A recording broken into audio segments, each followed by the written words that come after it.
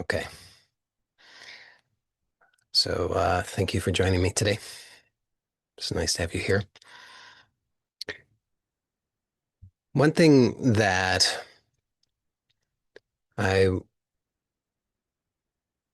really believe that I would like to share with you is I believe that this life is good. And I believe that your life is good. Now, I don't mean that you should like all the circumstances of your life. I don't mean that you should be doing some sort of gratitude practice forcefully. I don't mean that you should fake anything. What I mean is, I believe that actually fundamentally, the nature of this life is good. And part of, I think, the problem can be that uh, my idea, maybe your idea sometimes of what good is can be different than what it is that we perceive. So we have an idea of what good is, and then we perceive what we're perceiving, and there can seem to be a mismatch, and we can get stressed, and we can react, we can get fearful, or we can get angry, we can start complaining. Oh God, why have you made my life so difficult? Why have you made the world this way? Why have you made it so that I cannot have a nice time? Why is it that it's always so difficult for me? You can do this, right? So we could choose to go through life that way. And if you've ever done that, then you already know what that's like. Do you want to do more of that? So what I am very interested in and what I want to share with you is options. Because I think what happens is we often forget about the options that we have available to us. And so we just get stuck in these patterns of lack, ignorance. We start thinking, it's all so difficult. Why me? Why does life have to be like this? I just have to somehow get through it. I don't think I can get through it. We can just start thinking in these ways because we get stuck in a sense of lack, a sense of limitation. We start to perceive that there are very limited options available to us, and they all seem not so good. And I want to let you know that there are always more options than what you are thinking there are when you're stuck, when you're feeling trapped, when you're feeling victimized, when you're feeling sorry for yourself, when you're feeling that nothing's working out, that nothing can work out, that you've tried so hard and it's not fair. When you're thinking in these ways, and again, I understand the circumstances can be challenging. I'm not denying that. But I'm saying that if you allow the circumstances to dictate your life, if you allow the circumstances to dictate how you are going to experience life, then that's probably not going to work out well for you. So instead of allowing the circumstances to dictate your experience, you could choose that from within yourself, and recognizing that you have more options than what you had been considering is a useful thing that can help you in that. And so I'm proposing that starting from this assumption, or let's just call it uh, maybe a frame from which to begin to play a game. Okay, so we could treat life as a game, and we could choose a frame from which we're going to play that game. I mean, if you've ever played games, you know that you can choose a frame. You can, if you're playing a game and you say, I have to win the game, it's very important to win the game, then you know what that's like. That's the frame of that, right? And if you like that kind of thing, that's great. Sometimes, though, we choose different frames. I mean, if you've ever played a game as an adult with young children, you might choose a different frame, right? I mean, if you're playing Candyland with a bunch of kids and you're like, I'm going to win this game, it's all about winning the game. Oh man, that doesn't sound like fun, right? I mean, I'll be honest with you, playing a lot of those games are for me, they really require that I have to choose a frame if I'm going to have a nice time, because otherwise those a lot of those games are not for me. They're just not my cup of tea. So choosing a frame, it's like, oh, you know what? I'm just here to be with these beautiful little people. I'm just here to, participate in them learning, to participate in them having a nice time. I'm just here to have this bonding experience. That's I think, a nicer frame for playing a game with little children. So the point is that we can choose the frame, and if you're going to be playing a game, why not choose a frame that works for you? So if you notice, if you're playing, and again, I'm proposing that you could choose to view life as a game. So if you're playing this game of life and the frame that you've been playing from isn't working that well for you, then good news. You could choose a different frame that works better for you. And I'm proposing as a frame, or maybe like a meta frame, some sort of way to perceive this whole thing. We could possibly choose to work with this idea that life is good. Because otherwise, I think what happens is we get stuck in this frame, which tends to be a popular way of perceiving things, which is life is just a drag, life is hard, life is competitive. It's, dog eat dog. What a terrible idea. Dog eat dog. Man. I mean, just think about that, though. I mean, like, what do those kinds of frames lead to? What are the outcomes? For both in your experience and from what you can perceive in other people. I mean, if you see the kinds of things that people do, maybe the kinds of things you've done, but let's just start with other people. Sometimes it's a little easier to see other people, right? I mean, you look out there and you see other people doing stuff, and sometimes you got to scratch your head a little bit and like, huh? Why did you think that was a good idea? Why did you think that was a good idea to hit that person? Why did you think it was a good idea to scream at that person? Why did you think it was a good idea to rob that person? Why did you think that was a good idea? Why did you think it was a good idea to cheat that person, to lie to that person? Why? Well, maybe the frame from which the person is playing the game, right? I mean, they probably don't realize it's a game if they're behaving in that way. And they don't realize that the frame that they're operating from is a frame of competition, lack, misery. Life is suffering. Life is just a thing to slog through. Life is just survival of the fittest. Take what you can. So if you're living life from that point of view, then you know what kinds of experiences you're going to have. You know what kinds of outcomes you're going to have. Because that's really popular, I've noticed. I've noticed that the majority of people seem to be living from those kinds of frames, and it doesn't seem to be working out too well.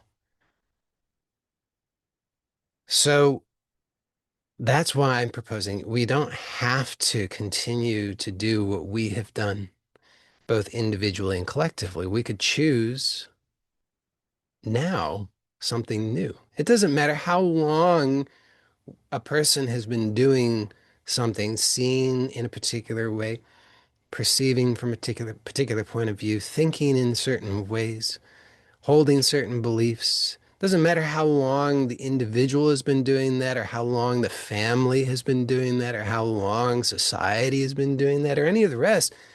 It's always possible right now to choose differently. You could choose right now to let go of whatever you've been holding on to that has not been working out well for you. I mean, you could choose to let go of anything and everything, but I'm specifically pointing out it might be useful to let go of the things that are not working out for you and to try on something new, something maybe more expansive, something more life affirming, something more aligned with your values, what you really want. Because if you notice, a lot of the stuff that where you feel pain, it's because you're thinking and believing that the only options available to you don't align with your values. Isn't that true? I mean, think about what do you really value in life? Like really, really, really deep down, what is it that matters most to you? I'd be willing to bet for most people here, the kinds of things that you would say really matter most to you would be things like love, peace, harmony, joy, freedom, abundance. Isn't that true? Does that mean, is there anybody here who deeply values hatred, who deeply values divisiveness, who deeply values uh, frustration, who deeply values spite, revenge? Of course not, right? We deeply value, all of us, the same kinds of things, but we don't. But a lot of the time, we're going about our lives thinking, believing that the only options available to us don't align with those values. You value honesty, you value care, you value love, and it seems like the only options available to you, you got to cheat, lie, and steal. What kind of life is that going to be? It's not going to be a very satisfying, fulfilling life, is it? If you believe the only options available to you don't align with your values, you got to be miserable. You're like, well, I got option A and that one sucks, and I got option B. Whoa, that one sucks in a different way. But so they both, and then well, there is option C. I got to admit that, but that one also sucks. It's like, gee, what am I going to do tomorrow? Ooh, that's going to hurt. And, that's not a way to live, really. That's not a good way to live. But that's how most of us, isn't it true? Isn't that how most of us have been living our lives? I've got to do this. I have to do that. I should do this thing. Isn't it true? Isn't that how you think? That's how society's taught you to think. This is what I've got to do. This is the right thing to do. This is what I should do. This is what I must do. And then you feel guilty if you don't do those things. You no, you feel guilty for even wanting something different. You're like, well, when I've earned it, I'll go on vacation. I got to suffer for 50 weeks of the year so I can earn my 2 weeks on the beach. And then you're checking your emails, your work emails while you're there because you'd feel too guilty if you didn't. So I'm proposing this frame. Life is good. Life is good. Life is absolutely aligned and supportive of what most deeply matters to you. I mean, think about it. The way that society trains us, in order for that to be true, in order for it to be true that life is just a bunch of shit options, it's just you got this terrible option and that terrible option, and you're gonna You got to do this terrible thing for this number of years and be miserable doing it. And you really got yourself in it now. You know, you shouldn't have done that, but now you're really in it. And now you're just bound to that thing. You made that decision. Now you're stuck with it for the next 40 years. You gotta just get through it somehow. This is what society teaches us. Now, in order for that to be true, what would have to be true? Life doesn't give a shit about you, does it? If that's true, either that or the devil's running the place. It's just like ha ha ha, look at all of these fools. Just, you know, enjoy watching them all be miserable. I mean, that's kind of this basic setup for the whole thing, according to society. And you should just shut up and take it and do your gratitude journey. I'm grateful that I have Netflix. I'm grateful that I have an employer who doesn't whip me. I'm grateful that I got a Christmas bonus.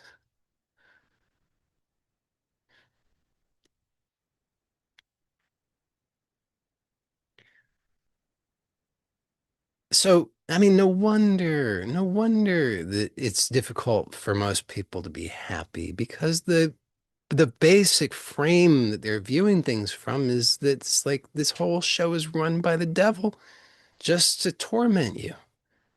And you're just gonna you got to get through it.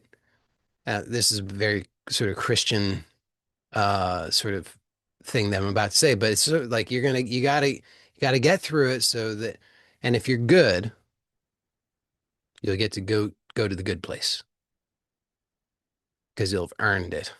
You'll have earned it. And that's how it is. You got to earn it. In this life, you got to earn it. You got to earn it. But have you earned it yet? How much more you got to do to earn it? And do you even know exactly what you got to do to earn it? It's like it's a mirage because you know the thing with the mirage is you chase after it and you never get to it. You never get to it. I grew up in Southern Illinois where in the summer on the paved roads, there's a mirage. Looks like a streak of water out there up ahead on the road. It doesn't matter how long or how fast you drive, you never get to it. It's always just as far ahead. That seems like a strip of water up there. You never get to it. Could drive 100 miles an hour. Don't ask me how I know. And you won't get to it. No, I never did that. Not in Illinois. No, did I? I don't know. Reckless youth. So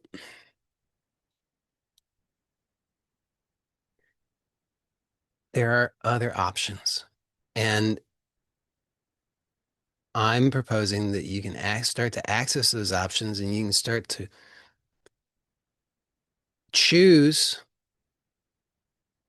in ways that actually are more fulfilling, actually that are more nourishing and aligned with your soul. And you don't have to do anything. You don't have to take any suggestion that I offer. You don't have to. That's nothing's required, but I'm offering something that you could, if you wanted, you could choose to try it out. And so you could choose to try out. What if life is actually good? What if my life is actually good? What if all of the ideas that I have about that are contrary to that? What if all of those ideas are just misunderstandings? What if it's just that I have misunderstood? Do you think that's a possibility? Have you ever misunderstood anything? I have. I've misunderstood a lot. So I know that since I've misunderstood before, then I have proof that misunderstanding is a thing. It exists. And I myself have done it. So therefore, I could be misunderstanding things now. Isn't that good news? I think that's really wonderful news because if you think about the things that you're not happy about, is there anybody here who has anything you're not happy about?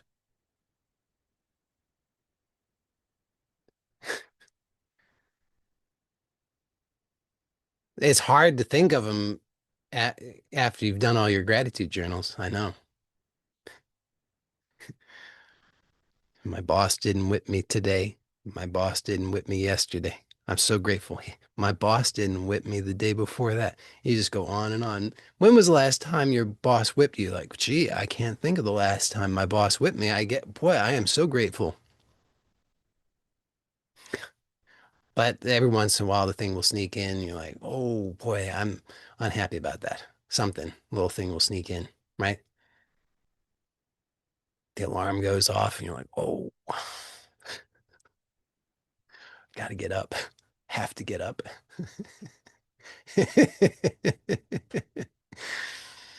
So you think about the things, any of the things that you're not happy about, and then just apply this. Just try it out, and just notice how cheery this is. I could be mistaken, right? Your mind goes to this sucks. This shouldn't be happening like this. I don't wanna. It's not fair. And you could just try it out. You could say, well, you know, I could be mistaken. I could be mistaken. Isn't that nice?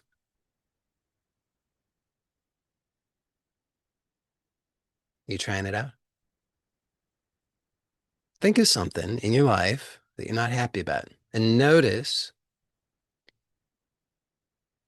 that, oh, I should have slowed this down and given you this little piece of information first. Okay, so because a lot of people miss this.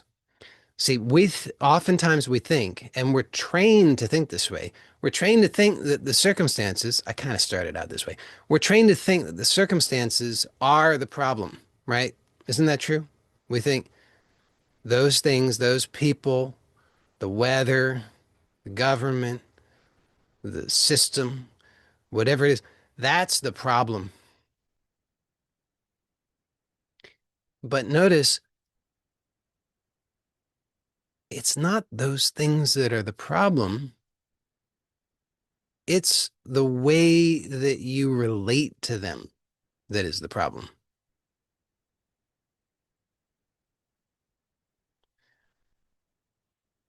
And that makes all the difference because if those things, if those people, those circumstances, those situations, the weather, whatever, if that's the problem, well, then what are you going to do? Well, that's how most people are operating though, right? I mean, they're like, well, look, all those people over there are the problem. Let's kill them. Right? That's the solution to the problem. If the problem is other people, then the solution is you gotta, isn't it? If the problem is other people, you got to get rid of the other people. And that's how most people are dealing with life. If the problem is the government, then you got to get rid of the government.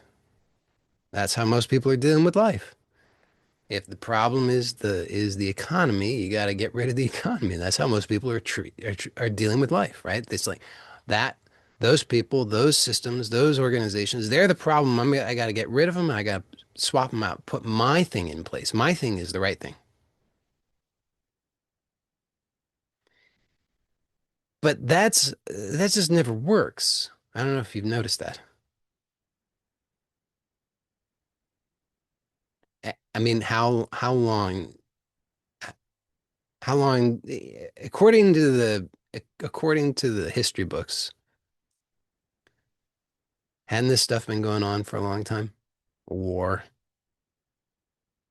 for example, oppression, enslavement. It's not new. People have been doing this for a long time.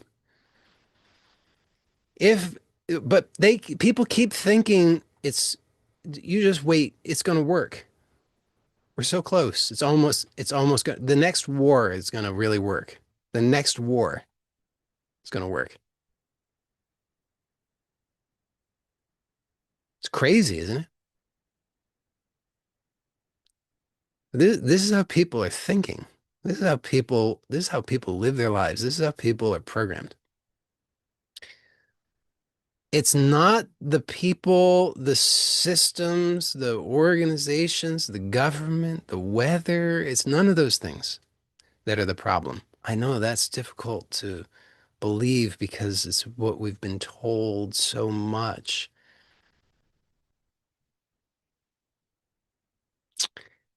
It's how you relate to them. It's an inside job, which is I think, very cheerful news because that means that you have the power to make the change. You can change. Now, I'm not saying that the change that you're going to make is going to change everybody else's lives. It's not one of those kinds of things. It's not like you're going to overthrow the government and then everybody's life is going to be so good and they're going to say, you're our new king or queen. You're our hero. It's not like that. Nobody, you know what? Nobody's going to notice. And the few who will notice, they'll probably be annoyed. What's wrong with you? Why are you so cheerful? That's what they'll say.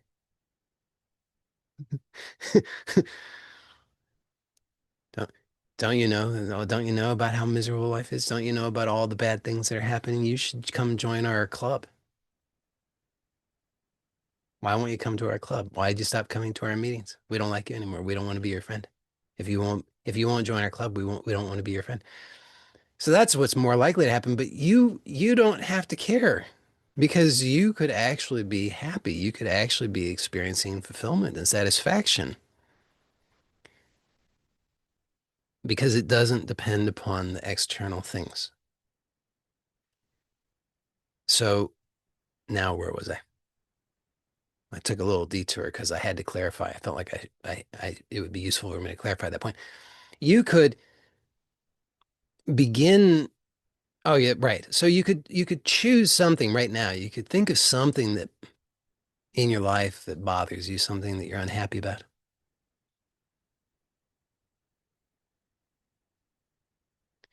And you could notice how you're thinking about it, what options you're considering, how you're framing it. And just notice that it's all rather limited, isn't it? And and those limitations are what society's taught you.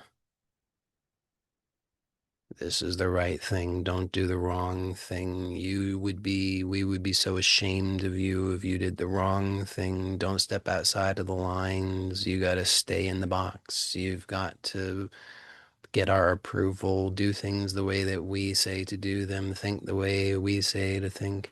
Don't ever think for yourself. Don't ever step outside of the box. Don't ever dare to transgress our rules and obey our way of life. So you don't, right? Isn't that true? You say, "Oh, I'll be good. I don't want to upset anybody. I don't want anybody to be unhappy with me. I don't want to lose anybody's approval. I don't want anybody to think I'm bad. I don't want anybody to think that I'm not morally upright. I don't want anybody to think that, God forbid that I should have some, like my own soul, that I should be my own person, I don't want anybody to think that. I don't want anybody to think that I'm not going to obey them just because, just because. So you've cut yourself off from all of these options, and I'm just proposing that you could choose to notice that those options exist.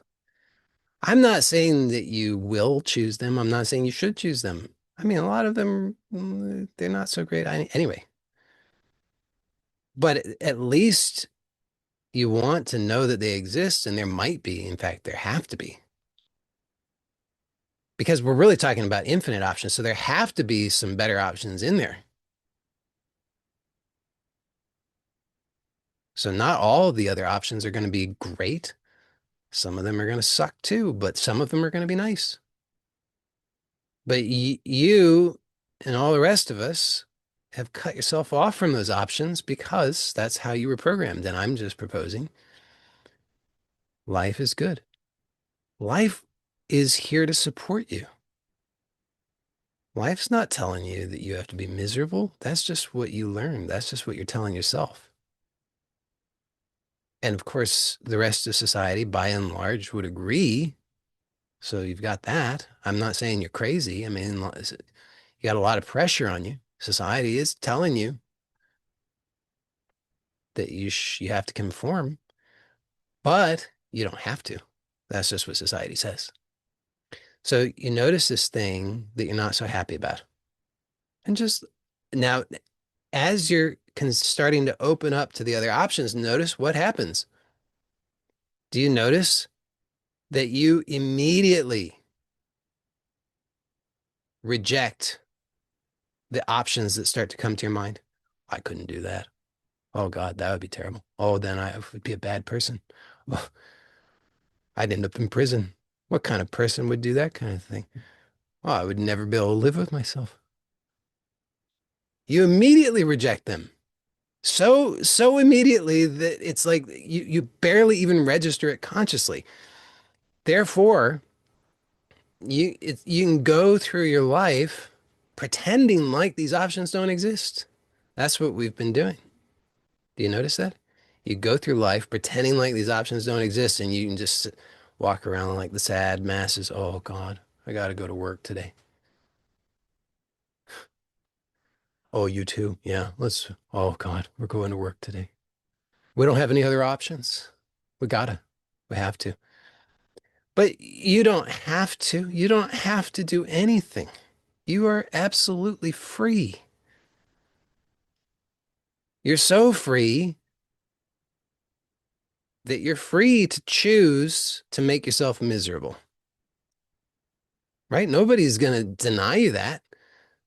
You have total freedom to choose, including, I'm repeating myself, the freedom to choose to make yourself miserable.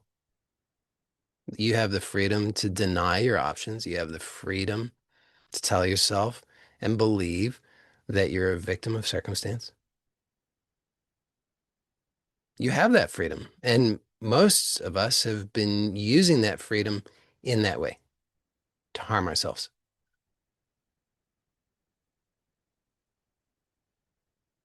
Now, on the one hand, we say, oh, it'd be so nice. It'd be so nice if I could, and then fill in the blank. Oh, it'd be so nice. I'd really love it if but I can't.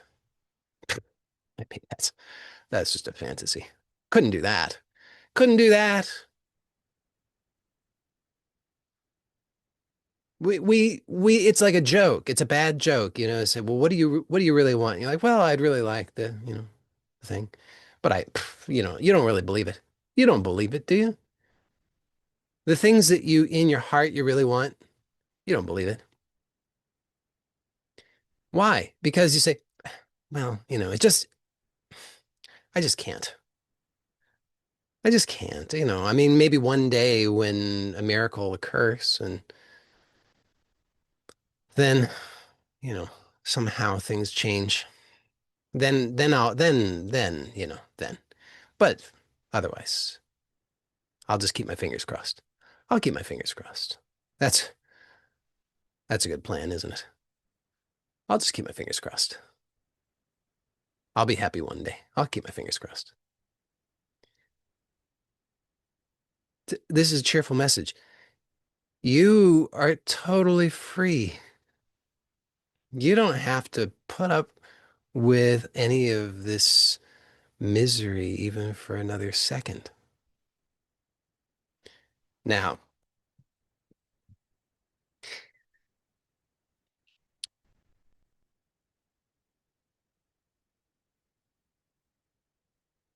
you want more good news? I have more good news. I just want to make sure that was that too much good news, or is more good news okay?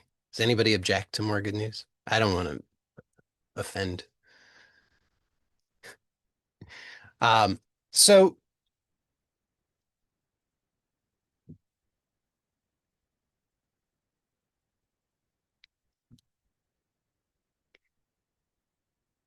remember I said that our idea of good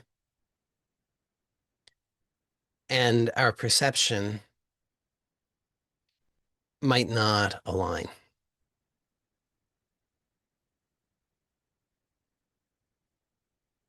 What do I mean by that? So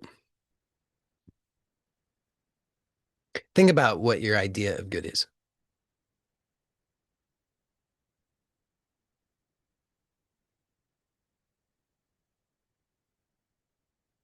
Everybody approves of you. Everything is convenient, always comfortable. Isn't that true? That's kind of your idea of good.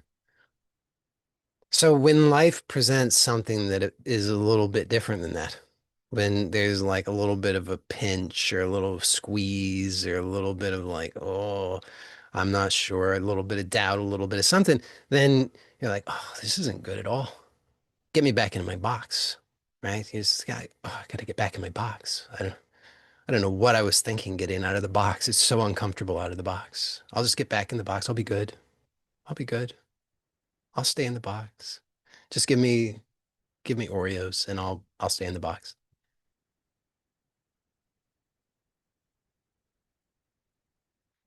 Keto Oreos though, so I can stay thin.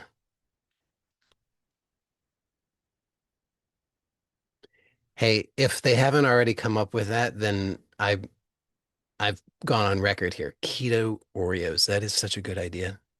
I mean, it's a stupid idea. It's an absolutely stupid idea. I'll go on the record to say that, but it could make a lot of money. That's all I'm saying. Ah, somebody says they already have keto Oreos. I hope they're making a lot of money off of it because that's a pretty good idea, I think.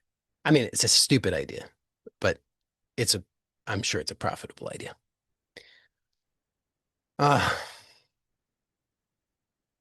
I can, I can make peace with that though, because can you imagine me working in a corporate office? I would talk about a very small mind. That would be a very small mind. So, okay, where was I going with this? Yeah, so your idea of good and your perception of good and the reality of good, they're a little bit different, maybe.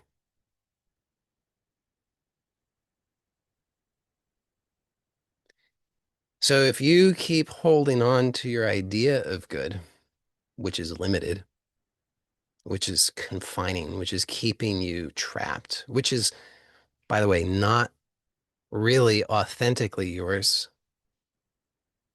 It's an idea that was given to you. If you keep holding on to that, then you'll keep yourself trapped in this way. Does that make sense? This is classic. This is sort of in the a lot of the a lot of the time in the stories, in the various arcs of the stories, you have these reluctant heroes, right?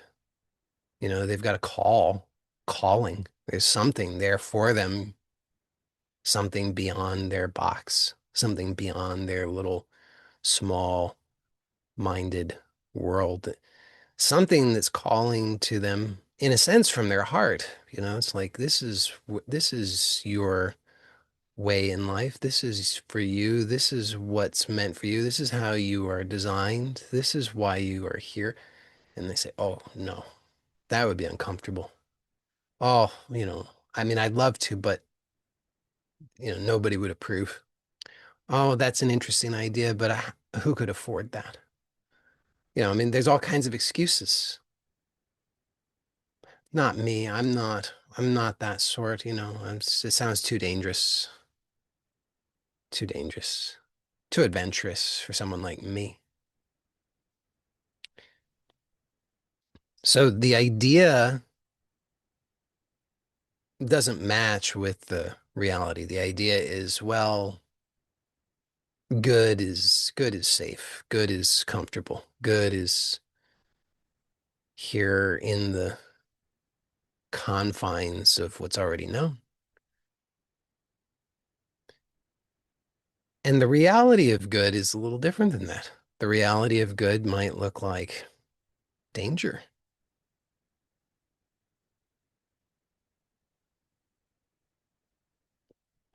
Well, I mean, have you considered this?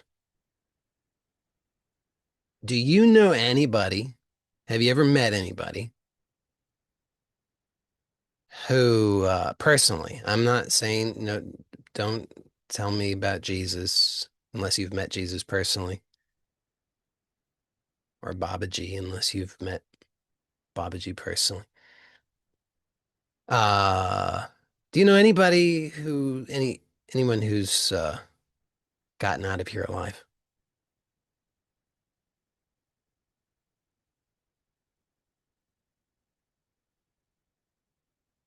Yeah, everybody dies, don't they?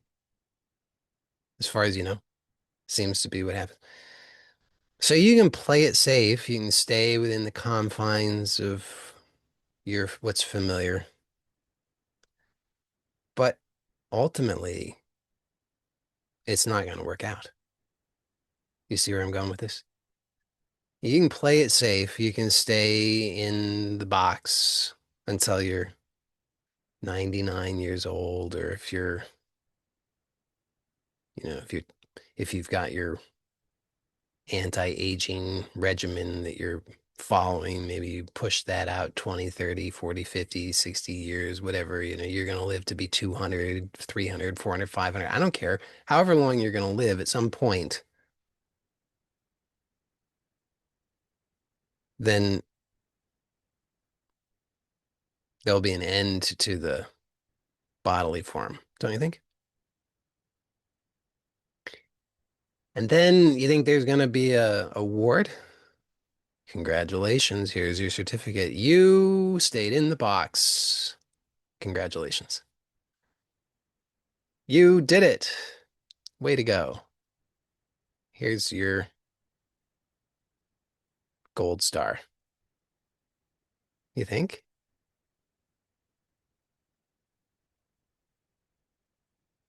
I don't think so. So how long are you gonna stay in the box? How long are you gonna play it safe? I mean, if you're not gonna be able to do it forever, do you see where I'm going with this? You're not gonna be able to do it forever. At some point, you're gonna have to leave the what you perceive as the safety of the box of all of the limitations of what you believe. I have to, I should, I must. At some point, you're gonna have to leave that. When will you do that? Are you gonna wait until you're 99?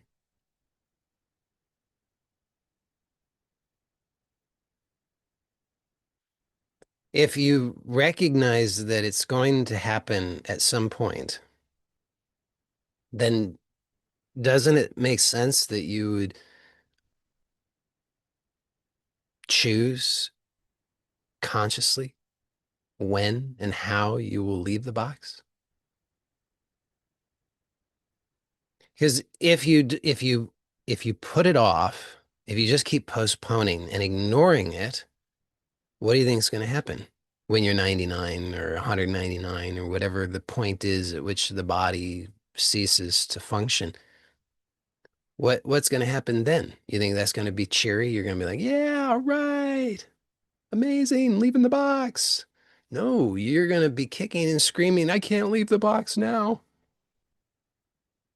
Box is all I've known. I can't leave the box. Oh God, somebody help me. Somebody keep me in the box longer. You're gonna, upload my consciousness to the cloud so I can survive indefinitely.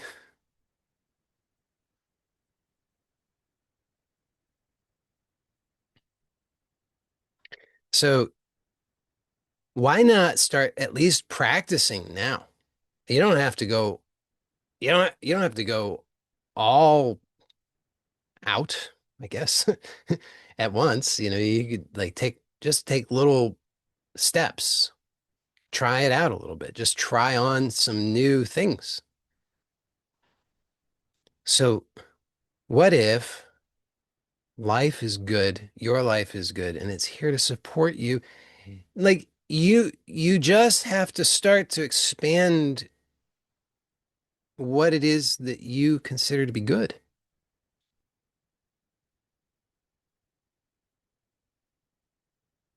I mean, haven't you had that experience?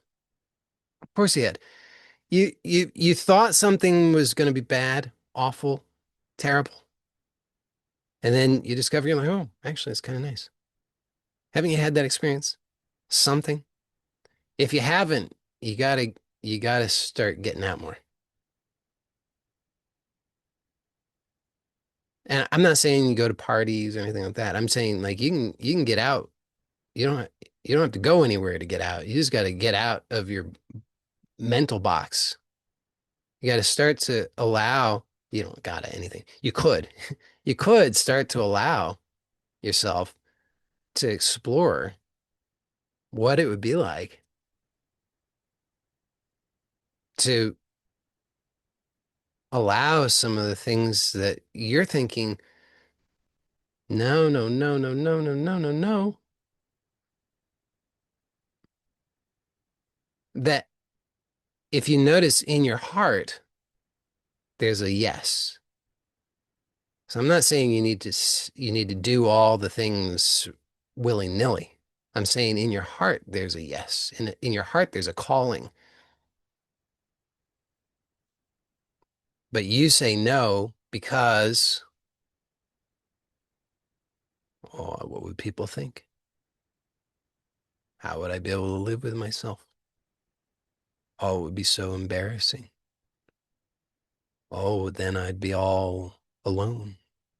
Who will support me? And all the other justifications for keeping yourself small, keeping yourself unhappy, keeping yourself with limited options. So you could start to investigate if you wanted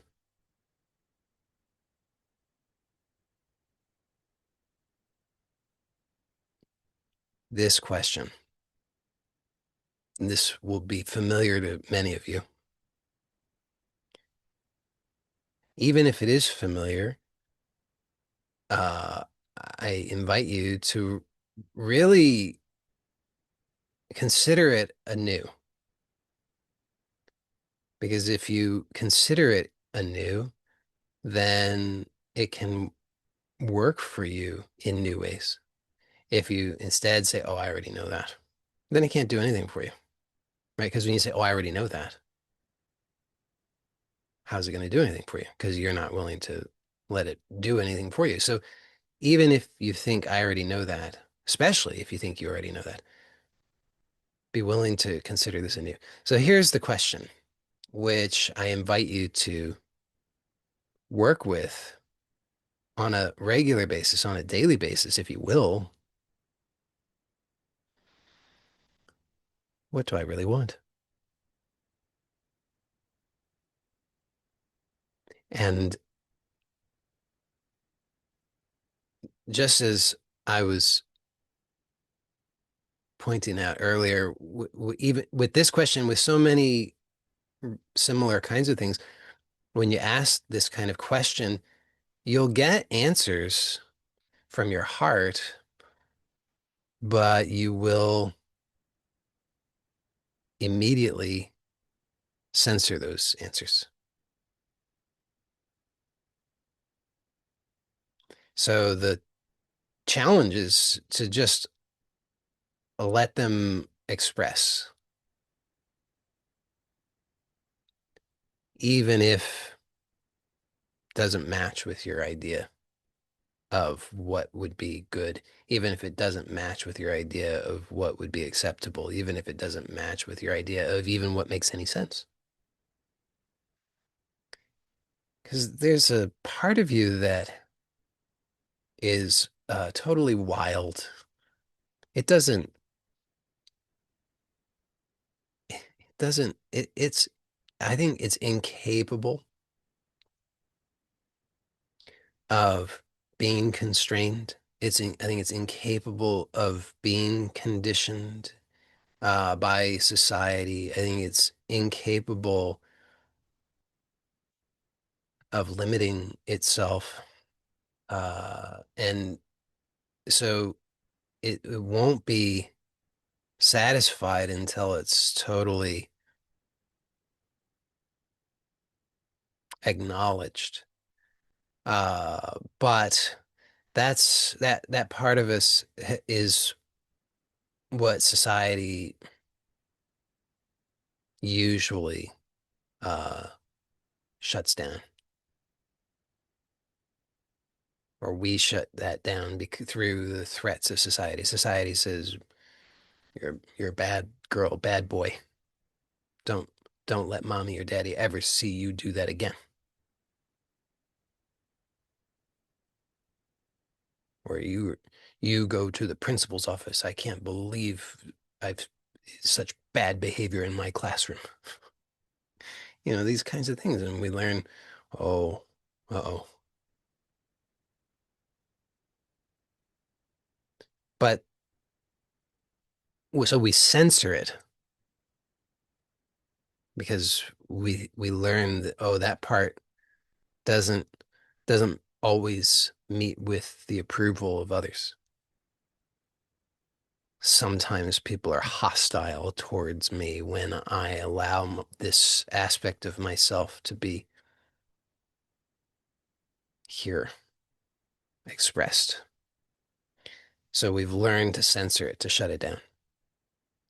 And so I think this is I propose this idea so often, and I think that some people get it. Some people have taken me up on this suggestion and have uh, told me about how beneficial they've found it in their lives. But I think a lot of people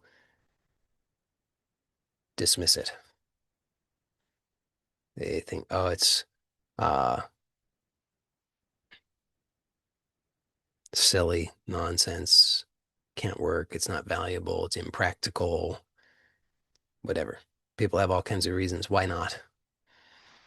So it's your choice. You do whatever you want. I sincerely, honestly believe that it's a such a simple and yet very powerful thing that you could do that could start to uh, open things up for you, open you up to these new options that you had not previously considered that could allow you to find ways to really truly be yourself, to express in ways that align with what really matters to you. And what I'm proposing here is certainly not the only way by any stretch of the imagination. It's just a way that I am fairly certain works, and it's pretty simple. So I recommend, if you're willing to try it out, work with this question. What do I really want? And just write it. Write whatever comes and write it in a way that is just there. Don't try to censor it. Use exactly the words, the images, whatever. Don't worry about the grammar, the spelling, any of that stuff. That's all what society taught you, right? You got to dot your I's, cross your T's. You got to make sure everything's spelled correctly. You got to use correct grammar. You got to make sure that your handwriting is legible. You got to make sure all this stuff. No, this part of you doesn't know anything about that, and this part will be uh you'll interrupt its flow if you get too caught up in that other stuff. So you could just choose to let it actually express, just let it flow, whatever's there. And it doesn't, again, it doesn't even have to make any sense to you. It really doesn't. If, in fact, if you, it's another one of those things. If you insist that it makes sense to you, then you're just censoring it. You're just shutting it down. It's like Uh, have you, I mean, just think about when you were a young child and think about what your experiences were when you were just expressing yourself. You were just being yourself. If you can remember, if you can remember any of those moments when you were just being yourself and then somebody else came along. Do you remember any of these moments? You were just being yourself and somebody else came along and then they started offering some suggestions. Oh, why don't you do it this way? Or why don't you not do it at all? Right? That's often it's like, oh God, don't do that. Please don't sing. We can't stand your voice. Oh God, you got two left feet. Don't don't let people see that. That's humiliating. So we are uh if you can remember those kinds of things, then you know that there's something there that's so natural in you. You didn't have to go searching for it. You didn't have to work for it. It was just there, just in you, as you. It was just totally, absolutely natural. But there's this overlay, this like rigid structure that imposes itself so that we can get along and get approval and all of these things that will uh, it will overshadow what is totally natural in us. Now, I mean, ultimately, it cannot uh, destroy what's natural in us, but it can. So it's sort of like I know some people aren't going to like this idea, but I believe it's true. The the whatever the whatever it is that humans build, it could last for very, very, very long time. Could last for 100 years, or it could last for 1,000 years, or it could last for 10,000 years, it could last for 1,000,000 years. But at some point, it will be overpowered by what I'll call nature. And but while if you think about it, what humans can do, humans can build things that while they exist, while they are maintained, can overshadow what's already there. Humans can change the landscape in all of these ways. They can level the hills and fill the valleys and do all the things. They can build tall buildings so the sun never reaches the ground, and they can cover it all with pavement, and they can do all of these things. And as long as it's maintained, that will overshadow the the nature that's there. Of course, the nature is always ultimately supporting everything else. But uh, eventually, because nature is extremely patient, uh, eventually the nature will have its way. So this within you, which is your nature, which would have you do and be and experience an adventure in this particular way that is authentic for you. It's not, you can overshadow it with I should, I can't, I must, I mustn't. You can definitely overshadow it. And you could do that for a whole lifetime or many lifetimes. Eventually, nature being extremely patient, it will uh let's say be victorious ultimately, but not until it's a cooperative process, not until you choose it. It's just that you're going to choose to uh, ally yourself with what is not authentic to you until you choose to align yourself with what is authentic to you. And the dominant force um, is in terms of the one that will overshadow as long as we choose it is what is not authentic to you. There's a lot of compulsion to choose that because there's a lot of hostility toward being yourself. Because if you're yourself, then that's starts to be other people start to perceive that as a threat. Subconsciously, it's like, well, how dare they be themselves when I'm here choosing not to be myself? They shouldn't get to be themselves. If I'm not going to be myself, I'll kill them. That's the solution. I'll kill anybody who's themselves. How dare they? So there's this violent energy that says, don't you dare. So therefore we say, oh, okay, I won't dare. But it is inevitable. It's just a matter of time and choice. At some point, you will be yourself. You must be yourself. Why not start today? And and simple thing, so a couple of just to recap what I've suggested. And so number one is just to try on this frame as a possibility that life is good. My ideas of what good is, to the degree that they don't align with what it is that I'm perceiving or experiencing, might be mistaken. So you could just try that out. Maybe I'm mistaken. What are some other ways that I could be open to perceiving this from?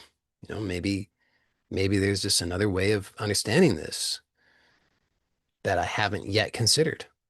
But if I was to understand it in that way, then I could understand this as good. You don't have to yet know what that is. You could just be open to it, because the openness is the willingness to step into or to be drawn into what is as of yet not fully known. I mean, it's like there's a calling to it. That's why I said from the heart, there's a calling to it. So this is not just completely arbitrary. I'm not saying just do things recklessly. I'm saying that you have a calling. You can feel that there's something in you that says this, not that. Something that wants this, whatever that is for you, wants that. And to begin to explore, well, maybe if I start to think, like that, that's known in a way within you already because of the calling. You can experience that calling. You can feel that pull in a particular direction. You have particular interests, particular desires. So it's known in that sense, but it's not known in the same way as you know what is familiar to you.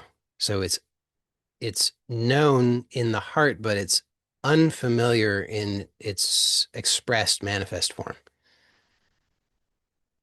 And so then when you start to notice that if you start to allow yourself to explore in those directions of what it is that you feel called to from your heart, and you start to notice resistance, fear, apprehension, because you start thinking, well, that doesn't seem so good. That would be the kind of thing that you could then question, well, is it possible that I might be mistaken in my idea of what's good? Like if other people are not expressing their approval and adoration, and I think, oh, that's bad. Is it? How do I know? Maybe in fact that is quite good. I could just open myself up to the possibility that maybe I was mistaken. Maybe I thought that I needed other people's approval and adoration in order to experience goodness, but maybe I was mistaken about that. So therefore, maybe other people expressing disapproval and repulsion, I don't know, it would be the opposite of adoration. Maybe that's actually good. I could just open to that possibility. So that's one thing. And then the other thing that I've suggested, which is just these are just suggestions to consider and try out, would be uh, asking and working with this question, what do I really want?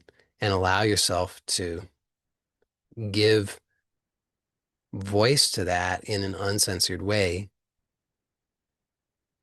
in a very raw way. Whatever, just one way to do that is just to write and just allow whatever comes to be expressed through writing and see what happens. I think you'd probably be pleasantly surprised. And that's what I've got to say on the subject for today. Um, so if anybody has any questions or anything that you'd like to bring up in the chat, feel free to put them there. And then when we've gotten through all that, we can wrap up for today. And I'll just look through the chat, see if there's anything that's already in there.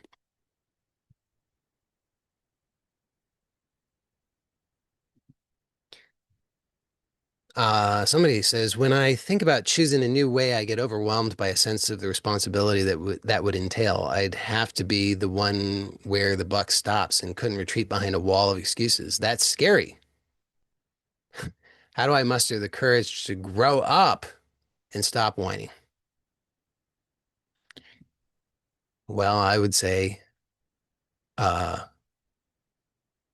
sounds like there's a couple different parts here, internal parts. So one is a part that says, that's scary.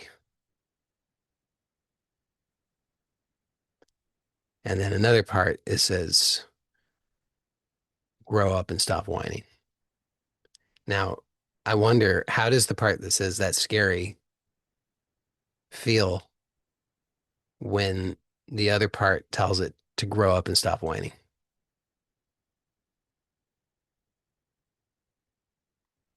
I don't know your answer, but for me, when I try that on, I'm like, ooh, doesn't feel very good. I don't like being told to grow up and stop whining. I know some people are into that kind of thing, but it's not my thing. I don't like being treated that way. Uh, so and the part that says that's scary, I would guess is doesn't seem like the type of part that wants to be told to grow up and stop whining. So comes to me, what seems to me that could be useful would be to bring some gentleness, kindness, and compassion and care for yourself, all aspects of yourself.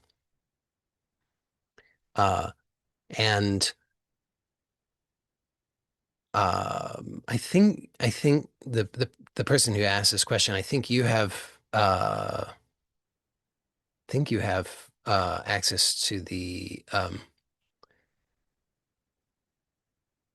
information that information that I give on how to do parts integration work. So I would recommend that using that. You could um, negotiate between these parts. So the one that says that's scary, find out what is it that part wants expressed as a core value, and then the other part that says to grow up and stop whining, find out what it wants expressed as a core value, and then negotiate between the two of them how you can achieve what both of them want in a way that is harmonious and supportive for all of you. Um,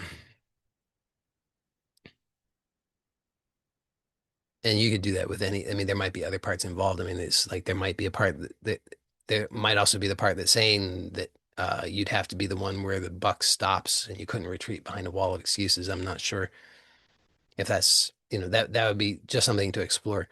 Um,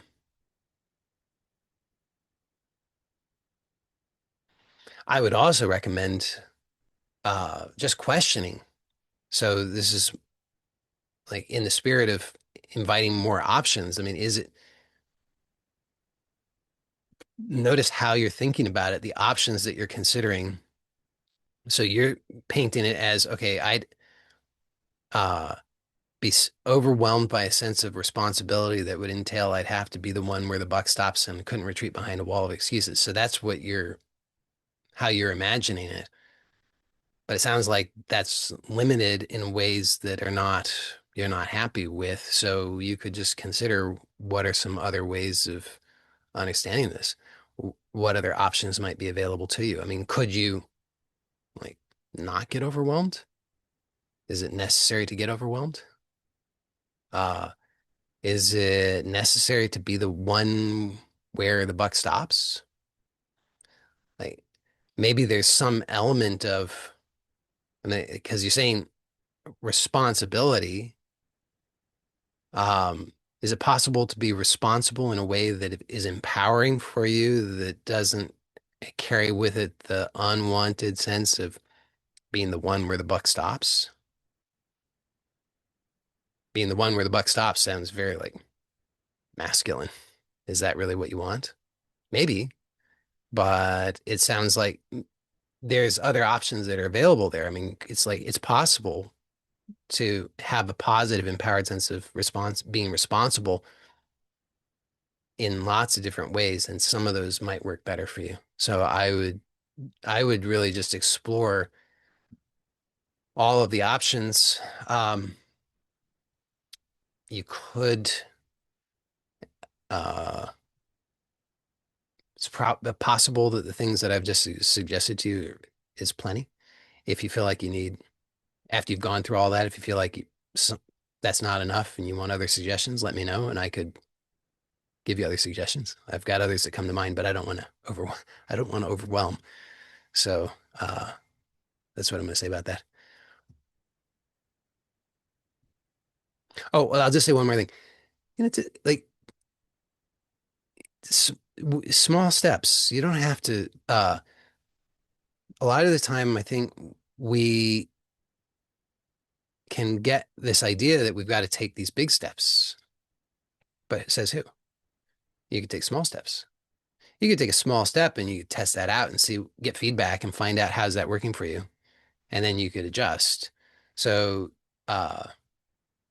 doesn't have to be this huge thing. It could be small things, and many small things can add up. It's like the proverb of a journey of 10 journey of 1,000 miles begins with a single step, something like that.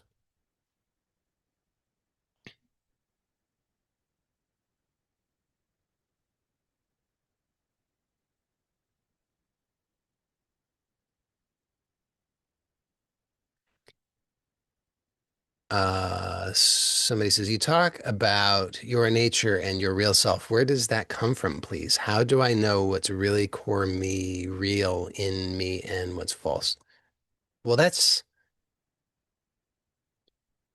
seems to be part of the game. Um, it's like, you've been given this vision, I mean, I'm reminded of the uh, quote that's attributed to Michelangelo. I don't know if it's accurate or not, but the about uh, when chiseling the David out of the block of marble, it's just removing everything that's not the David. So you've been given a vision. What I was referring to is, what's in your heart, what comes from your heart, which would be like your nature. And then you're given the raw material to work with, and it's up to you to hold that vision and remove what is not that. Because a lot of things come along, a lot of opportunities, a lot of things are presented. And if you say what you say, if you say yes, you're saying no to other things. If you say no, you leave the option of saying yes to something else. So it's about, therefore, having that as much clarity as possible about that vision, and then choosing in alignment with that. But it seems to be like a dance. So it's not like, I think this is an important thing that a lot of the time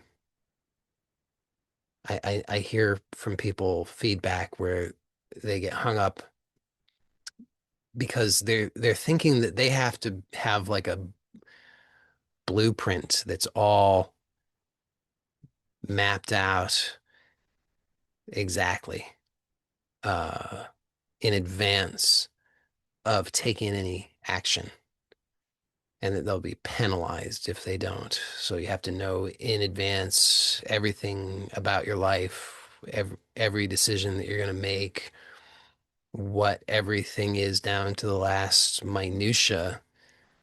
But it doesn't seem to work that way. It's more like a dance. So you take action, you get feedback. That feedback informs you with more clarity so that you take the next action. So that's why I was saying earlier about little small steps. You can take a small step. You have some sense for yourself of what the next step is. You don't have to be perfect with it. You just have to be willing to do your best. And then based on that action, you get feedback, and that feedback lets you know, were you yes or no? Were you on target or not? And if not, to what degree? And how do you then correct based on that feedback that you got? So I think I perceive it's a very living thing. It's not like there's some dead blueprint that you have to excavate and then you're going to create the thing of your life. It's an ongoing living process. Somebody says, could you address the idea of surrendering to a higher power? I like the frame of I am divinely guided and supported, but I am not sure if this is the best frame to find authenticity. Uh, well, it seems fine to me, but you have to find what works for you. I mean, to me, it's very compatible. So if there's um, it seems very much aligned with what it is that I was proposing today. So if life is good and life is supporting you, then uh, you are you're in the right environment.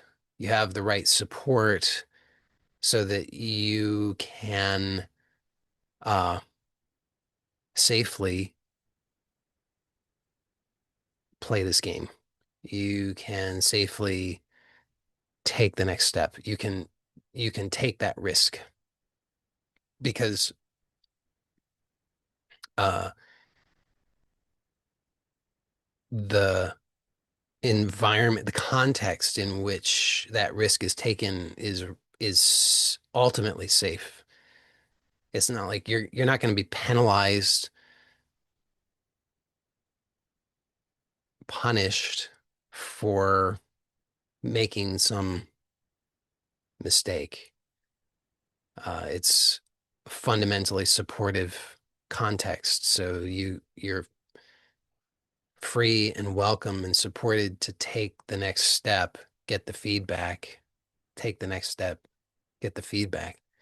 So I think that works very well for me. If you don't like that though, then don't work with it.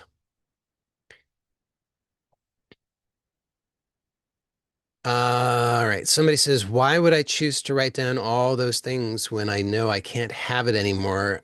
It'll just make me more sad. I want to really, really sing, but I have to work to make this stupid money crap. Well, is that true? I mean, you could, why do you have to work to make stupid money crap before you can really, really sing?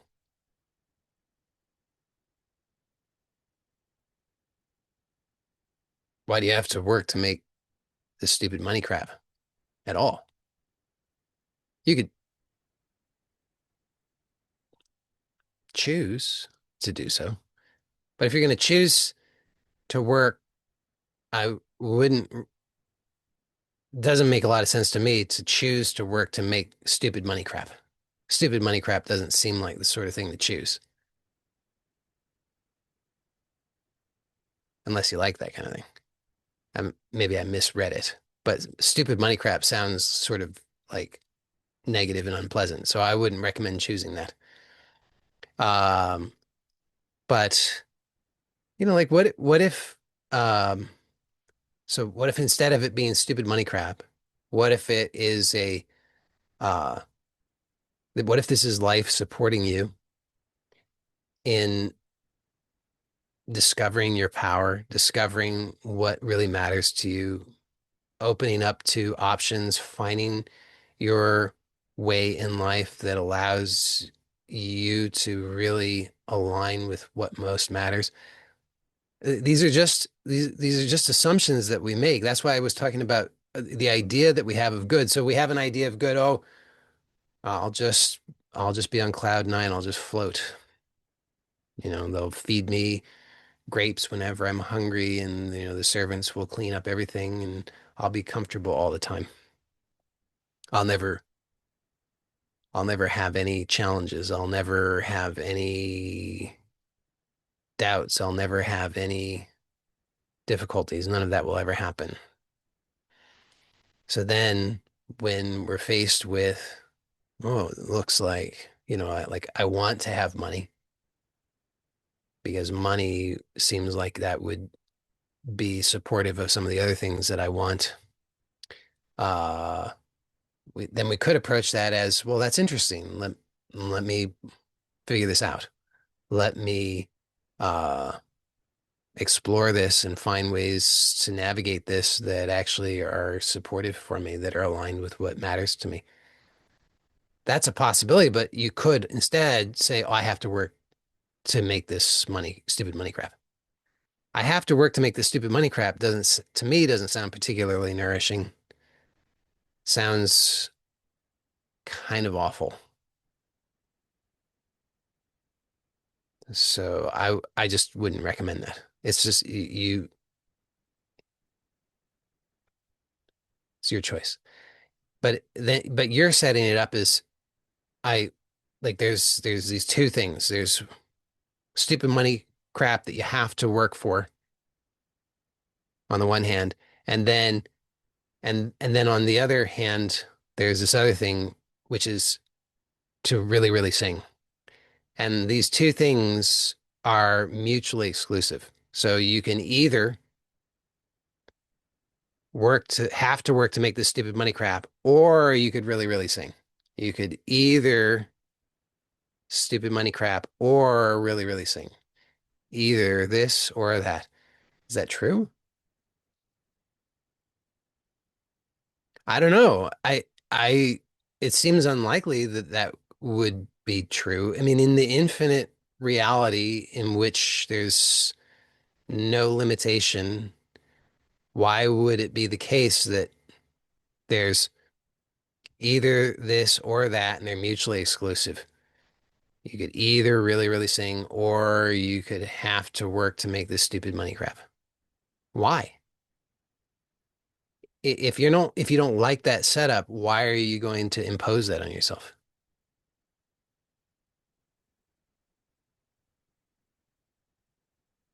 When you st and this is why I suggested the value of exploring this question, what do I really want? Because if there's a part of you that says what I want is to really, really sing, and then you're like, who are you kidding? That's totally impractical. Go back to fantasy land. That doesn't happen.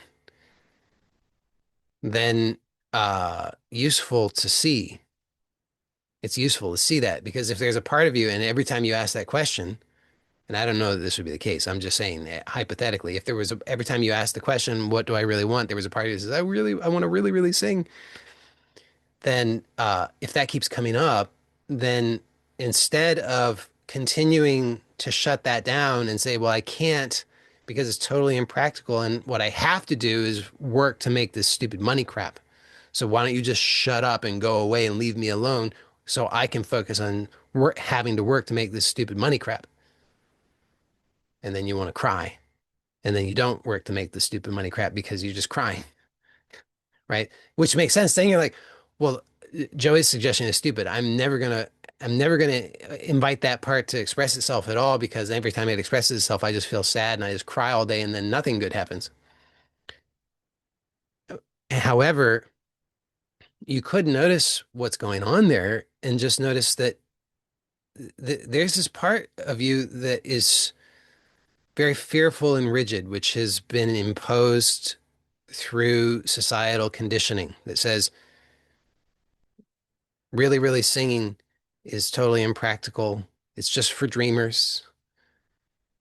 And you don't get to do that. So you just shut up and just work hard to make this stupid money crap and do your gratitude journals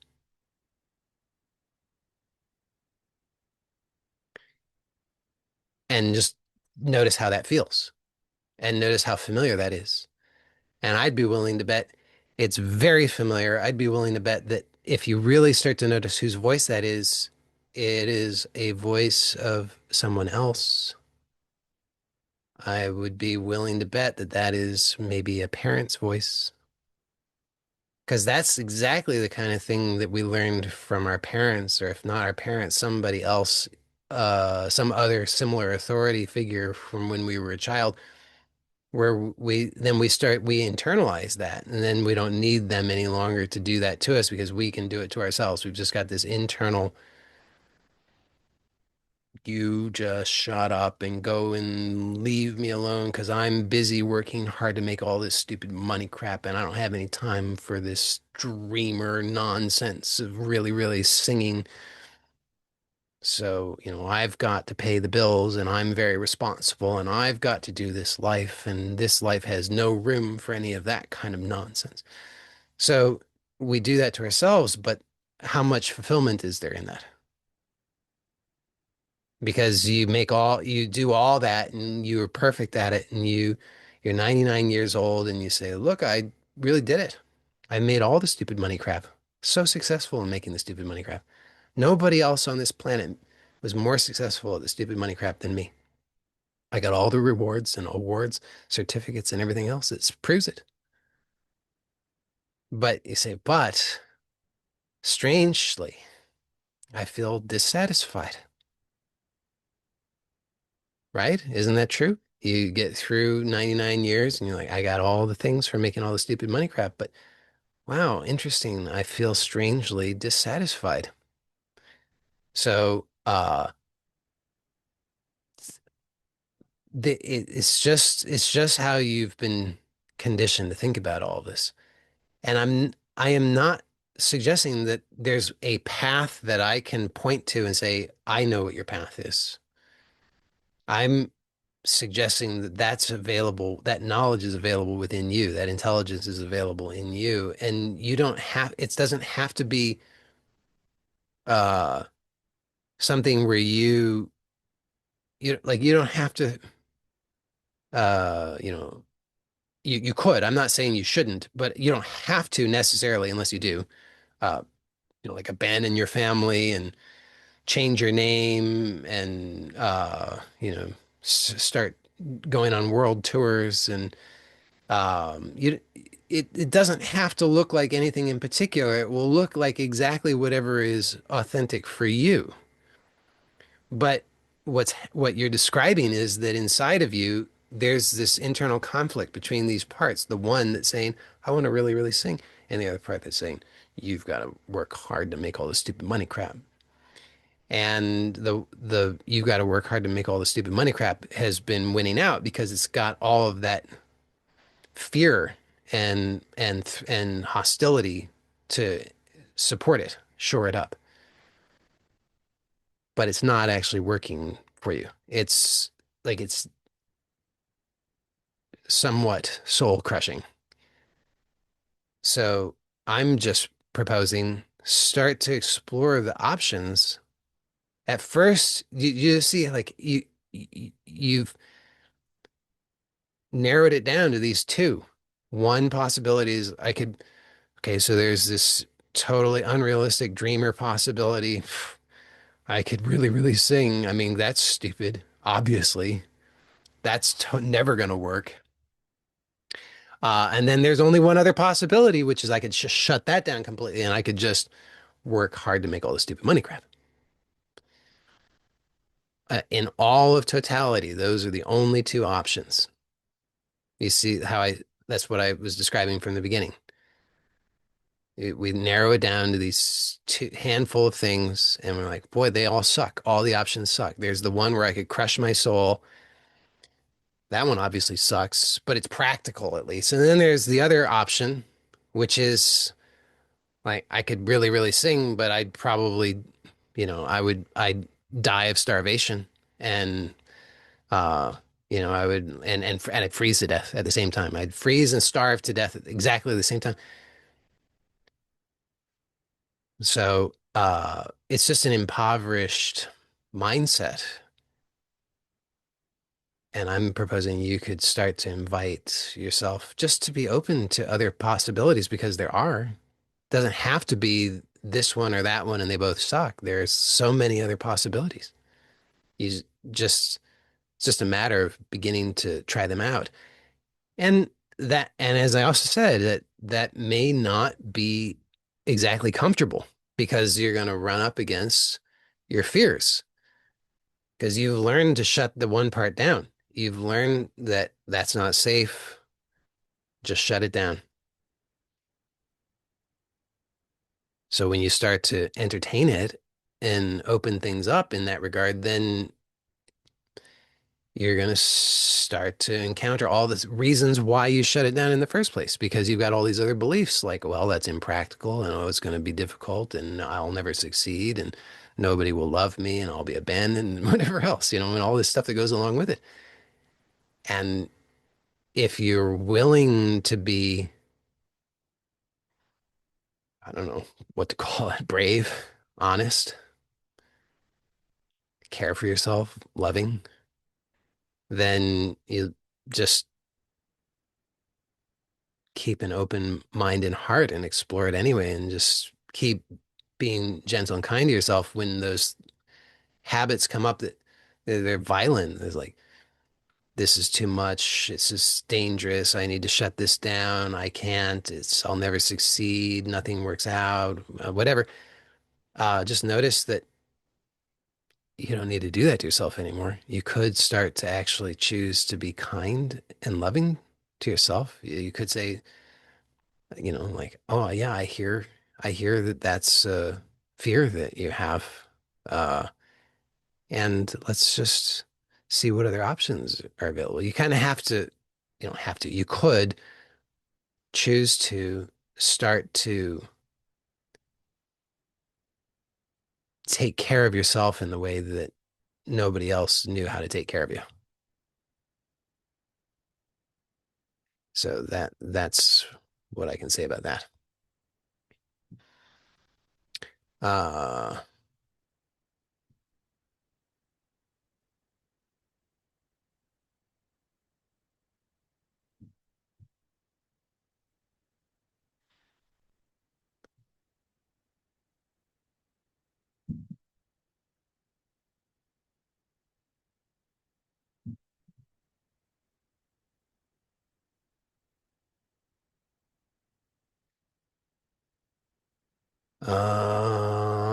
so this person says the journey of authenticity is costing me uncomfortable. My relationship is in crisis. My relation with my parents of my girlfriend is just superficial. Find a job in corporate or state to have a money salary, have a baby. Also, my parents.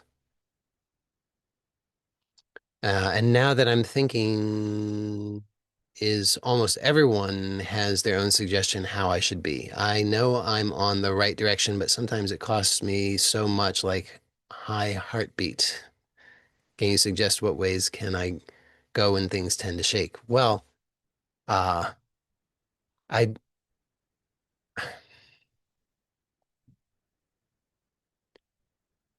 so uh, my guess from what you've written would be that I mean, if you think about it, you're saying that uh, the relation with the parents of your girlfriend. Okay, so I guess that you're suggesting they tell you to find a job in corporation or state, have a baby, etc. So you you could you could examine what specifically, or rather, how specifically do you make that into a problem for yourself? So if you think about what's actually happening there are some people who maybe are have some preferences or expectations that maybe they express to you in words.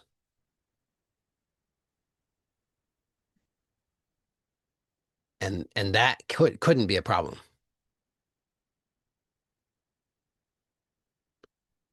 but somehow you turn that into a problem. So you could, and this is why this connects to something I said early on today, which was about how the other people, circumstances, situations, and so forth are not the problem. It's what you do that is what you experience is the problem. So the other people are doing their thing, thinking what they're thinking, feeling what they're feeling, expecting what they're expecting, saying what they're saying, not saying what they're not saying. And that cannot be the problem. The problem is what you're doing. And that's good news because you can change that. Or even if you don't change it, you could at least be aware of it. And being aware of it, then you don't have to fall victim to it because you can recognize it for what it is. So, okay, other people have their opinions and judgments and preferences, and that's just what it is. I, I'm, I, I, I'm pretty sure I'm pretty sure that pretty much everyone has their opinions, judgments, and preferences. And if they know you, they probably have opinions, judgments, and preferences related to you. And they're not always going to be what you want. Usually they won't. But it doesn't have to be a problem. It's just a fact. It's just that people have their opinions, judgments, and preferences. Uh, so what you do with that though is totally up to you. So you could slow it down and you could notice how you turn that into a problem. So you uh, think about, imagine, remember, project, fantasize about how your girlfriend's parents have certain judgments, preferences, and opinions. And then you practice reacting or responding within yourself to that.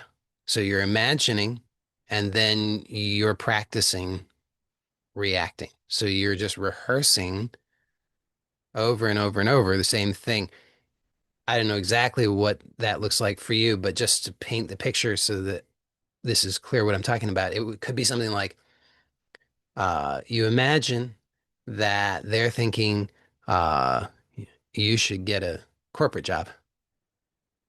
And then you imagine yourself getting a corporate job and being miserable. And then you feel miserable. You're practicing being miserable. And then you practice thinking about how that your girlfriend's parents are just so awful for for doing this to you. And then you think about how, oh, you don't know any way out. You're trapped and you feel trapped. So you just practice. It's just all mental rehearsal.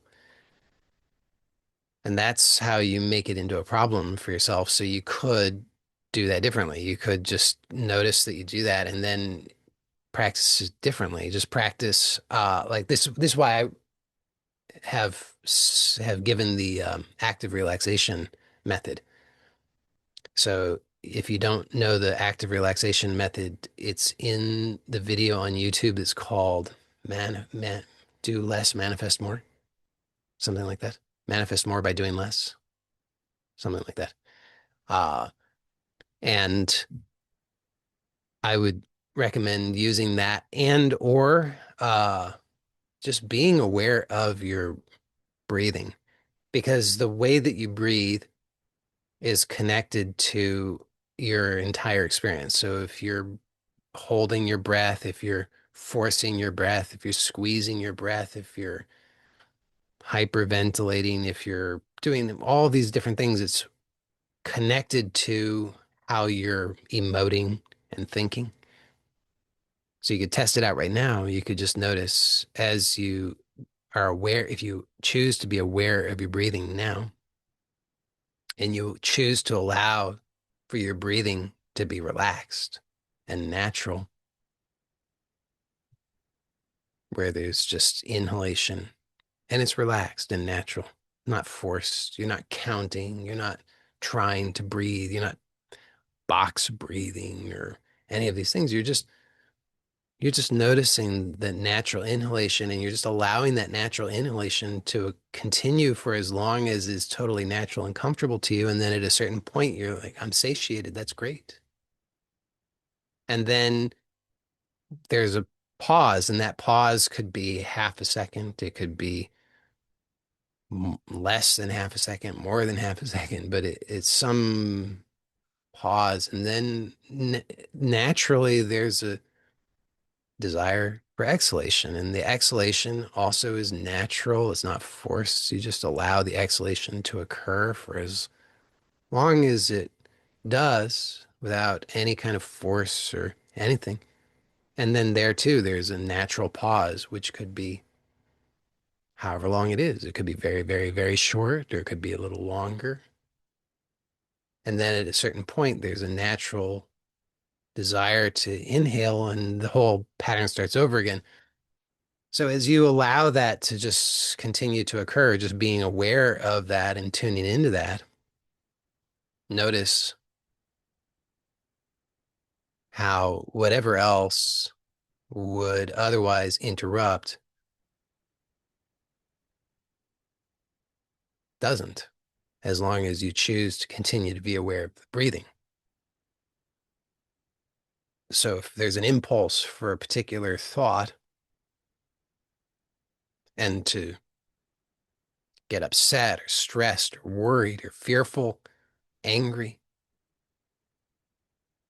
As long as you choose to continue to be aware of your breathing, then that impulse doesn't fully manifest because you're choosing to prioritize being aware of your breathing and allowing your breathing to be natural.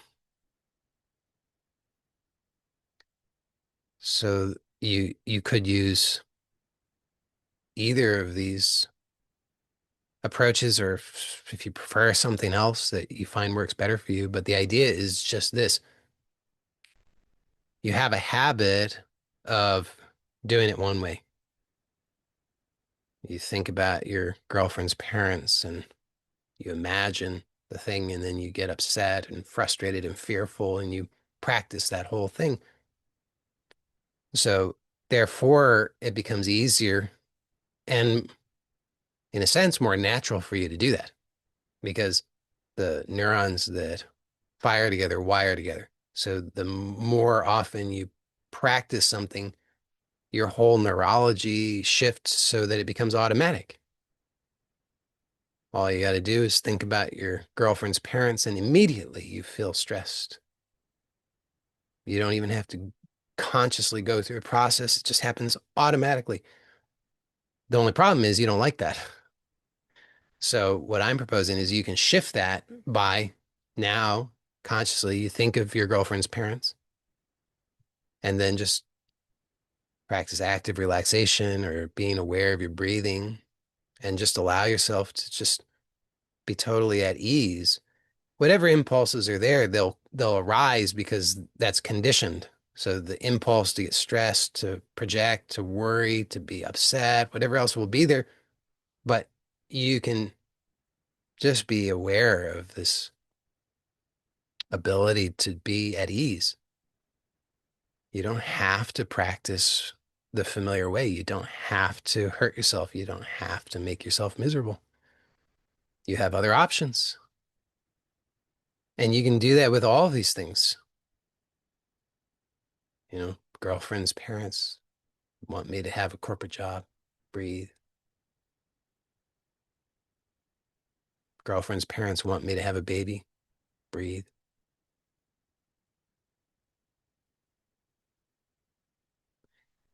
My parents, I'm not sure the specifics there, but you just think about my parents. Just breathe. Or just scan the body and release whatever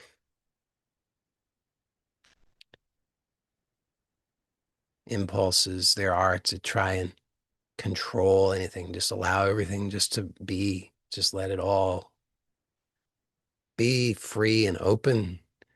You don't need to protect yourself against any of these things. They're just thoughts and mental images.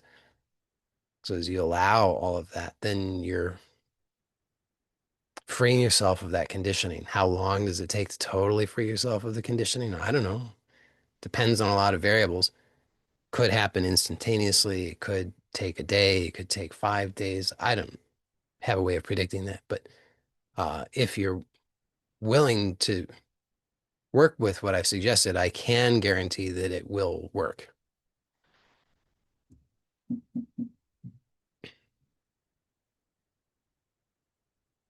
And just know this is all a choice. It's your life. So you say it costs me so much, like high heartbeat. That's it doesn't cost you anything. It's just a habit that you learned to do that to yourself. And you can train yourself to let go of those habits so that you can allow yourself to be free to notice what do you want.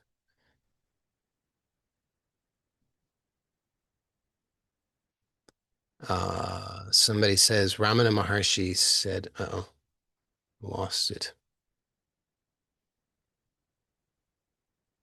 Ramana Maharshi said, the world is an illusion, but you are real. Can the two coexist?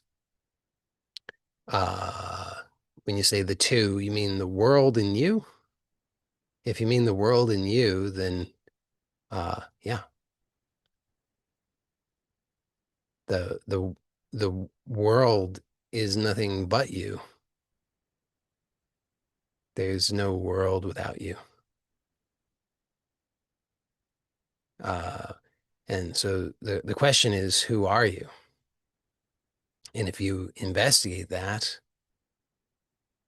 you can discover uh, the world is, I mean, this is basically what I was saying today, is this world, what we think of as the world is what we're thinking of the world. The world, your experience of the world, everything that you know of the world is what you think of the world. You don't know of any world apart from what you think of the world or how you perceive the world or how you react. So the world is really happening in you. Then the question is, well, so who are you? Normally, when people say you, most of us automatically reference our story of ourselves, our body, our roles. And so if you think about that, well, is all of the world happening in your body, in your physical body? If your physical body is in the world, is the physical world in your physical body? It's a little hard to reconcile that. If is the uh, physical world in your roles as employee, as parent, as child, as neighbor, as friend, it wouldn't seem so.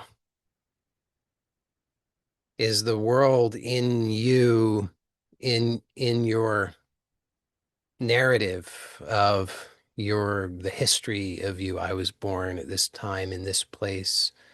I did these things. I went to these places. Is the world found in that? Is the physical world found in that? Not so clear that that would be the case. So who is the you in which the world exists? Who is the you? So I would say the things that I've described that most people identify with, physical body, narrative, roles, those are actually part of the world because you can perceive it. If you can perceive it, that would be part of the world. So where does all of that exist? Where does the body exist? Where does where do the roles exist? Where does the narrative exist? And you could say that that exists in, let's call it consciousness.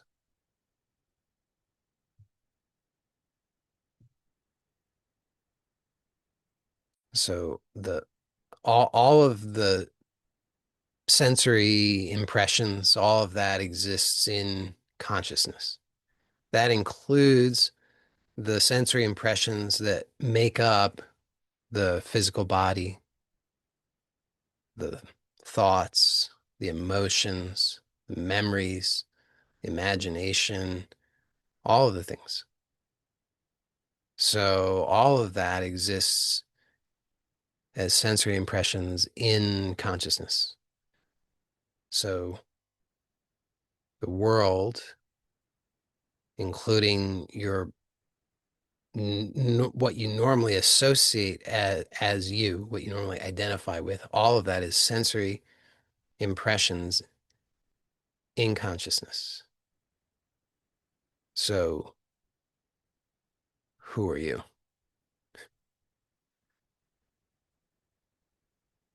It should be obvious.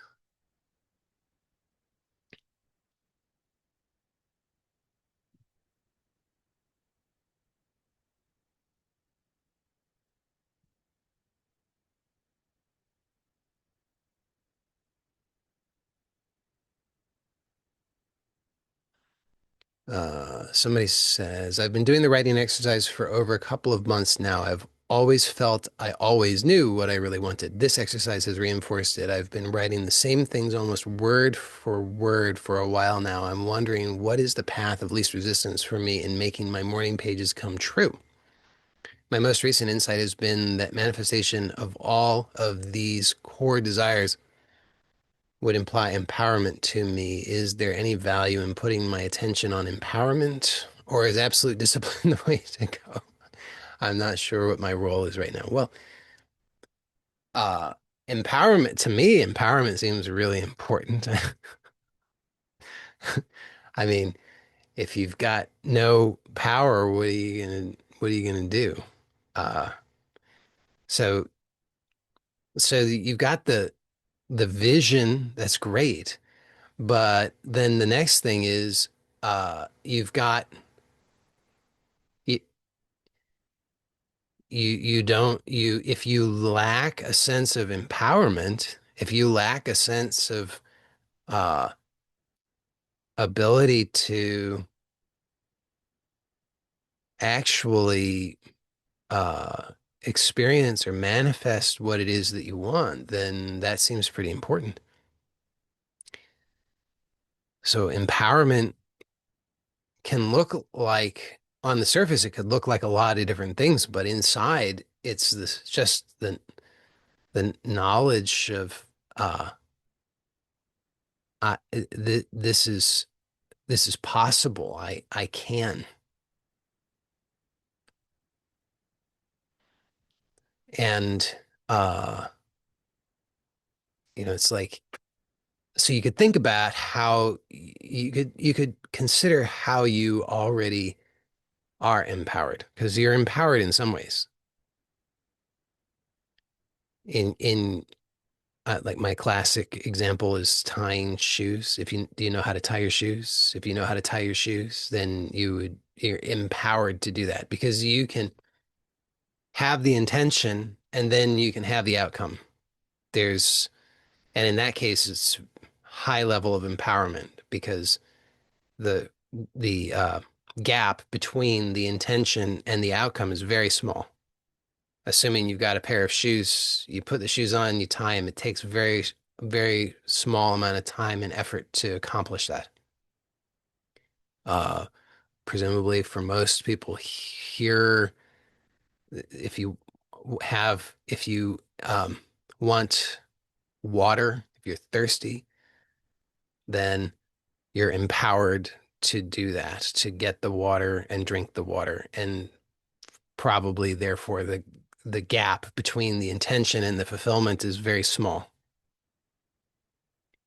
So the uh so the empowerment is your ability to close whatever gap there is between intention and outcome by whatever means. So that could be very mundane means, or it could be many people might classify as magical means. It's irrelevant. It's that you have the knowledge of how to close the gap between intention and outcome. So that's the empowerment. So you think about all the ways that you are empowered. And if you really start to think about that, you'll notice you're quite empowered. I mean, because think of all the things, all the intentions that you can have, that you can fulfill very easily and quickly. A lot of the time, we trivialize or dismiss those things. If to the degree that a person perceives that they are not empowered, it's because they trivialize and dismiss those examples. They say, well, those don't count. That's not empowerment. Tying my shoes is not empowerment. Getting a glass of water is not empowerment. But if you're, but it, when you're willing to really start to acknowledge all of the ways in which you are empowered, all of the examples you have of you being able to close the gap between intention and outcome, you'll start to recognize just how empowered you are. So then it's not a problem of not being empowered. It's just that you start to realize that empowerment is probably, in a sense, uh, how do I say this? There's like they're the small gaps. They're not even that small, but they're small. It's like you already have the knowledge. I mean, if you think about tying shoes, you now if you know how to tie your shoes, you say, well, that's so easy. Small gap of tying shoes. That doesn't take any time or effort. I mean, it's so simple. But before you knew how to tie your shoes, well, that was a different story, right? You didn't, if you don't have the knowledge, you can't close that gap until you have the knowledge. Doesn't matter how hard you try. Somebody could just say, try harder. And you're like, I can try as hard as I want. If I don't have the knowledge, I'm not going to be able to do it. So the the empowerment, therefore, it's not about uh having the knowledge. Yeah, I mean, there's a connection between having the knowledge, but it's like you could be an empowered person. It's like before you learned to tie your shoes, were you empowered?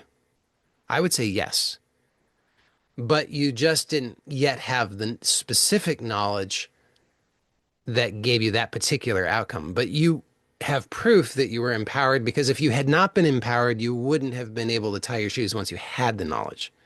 So it was just a matter of getting the knowledge. You're an empowered person. You just needed the knowledge. You just need the specific knowledge. So as a person, if you try this on, you might find this useful. If you really start to notice that you are an empowered person, because you think about all the things that all the examples that you have of you being empowered, it's basically countless. If you really start to take inventory, you'll notice, holy cow, I am so empowered. I can dress myself.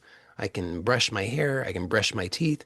I can speak, I can understand, I can write, I can read, I can ride a bicycle, I can drive a car, I can count. Oh my goodness, I am so empowered.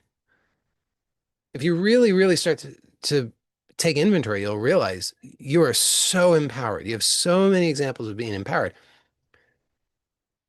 So, in order to have, but you didn't always have all the knowledge for all of those. So you were empowered before you had the knowledge, but you needed the specific knowledge in each instance in order to be able to utilize that empowerment in order to get the specific outcome. So you were already empowered, you just didn't have the requisite knowledge. Once you get the requisite knowledge, you can put it all together, which means, therefore, you are an empowered person. Now, as an empowered person, of course, there might be things, in fact, it's inevitable that there will be things that you don't yet have the knowledge in order to be able to close the gap.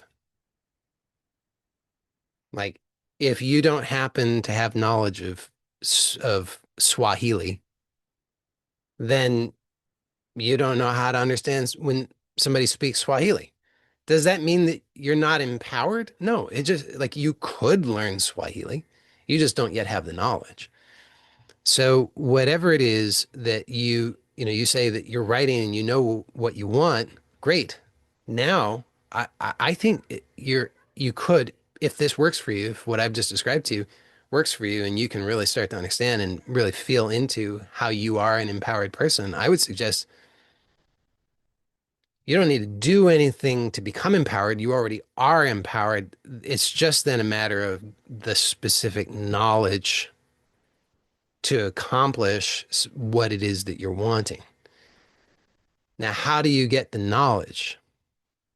I suppose there's a lot of different ways. Uh, I I'm only going to speak about one way right now because I know that it's well, I'll talk about two complementary ways because I know that they're very accessible to everybody. And they go together. The first is something that you're already doing, which is working with the intention. So, actually, I'm going to say three things about this. So the first is working with the intention, consistently putting your attention on that intention. Should will I so will allow that to become clearer and clearer to you. That's the power of attention. So if you keep putting your attention on it day after day after day, if you're doing that sincerely, then it should happen that you get more and more clarity about it. So that's one thing. that will give you the knowledge. Because observation gives you knowledge about whatever you're observing. So that's the power of consistently putting your attention on the same thing. If you're putting your attention on what you want over and over and over and over and over, through that observation, you're going to gather more knowledge of what it is that you're observing. Second thing is uh, that uh, you there are things internally, beliefs that you have, for example, maybe various kinds of resistance that you might have that interfere with uh, the development of, they block the manifestation of what it is that you want. So you want whatever this thing is. I don't know, you didn't specify what it is, but you if so let's say, for example, tying shoes. Uh, if a person has a desire to tie shoes, you say, every day they're asking themselves, what do I really want? And they're writing it, and it's like, I want to tie my shoes. I want to tie my shoes. I want to tie my shoes. The most meaningful thing in the world to me is to tie my shoes. Okay, great. But if every time that person puts their attention on that desire, I want to tie my shoes, tying my shoes, if what immediately comes up is, well, that's impossible. There's no such thing. Nobody could possibly tie shoes. Tying shoes is a complete fantasy. It does not exist. There's no shoes. There's no tying. None of this exists. It's not a real thing. Then that's going to become an obstacle. It's going to block progress. So, because if the person they're putting their attention on it, but then immediately what comes up is, these are not the droids you're looking for. And they're like, oh, these are not the droids we're looking for, right? It's a Jedi mind trick that you're using against yourself. You say, what I want is to tie my shoes. And they're like, there are no shoes. There's no tying. And you're like, oh, yes, there's no shoes. There's no tying. So you're not going to go any further with that. You can't get any more clarity because you're blocking yourself. You say, I want to tie my shoes, but immediately it's met with, there are no shoes. There's no tying. You say, oh, yeah, give up. So that's the second thing, is to identify those obstacles, those limiting beliefs that are blocking progress of what it is that you want. So then and write them down. Write down the things that you identify that come up that are blocking you from uh, making progress toward what it is that you want, so that you can then go through and question them and release them. It's like, if I have a desire for tying shoes, guess what? Tying and shoes do exist and they go together. How can I know that that's true? Because I have the desire.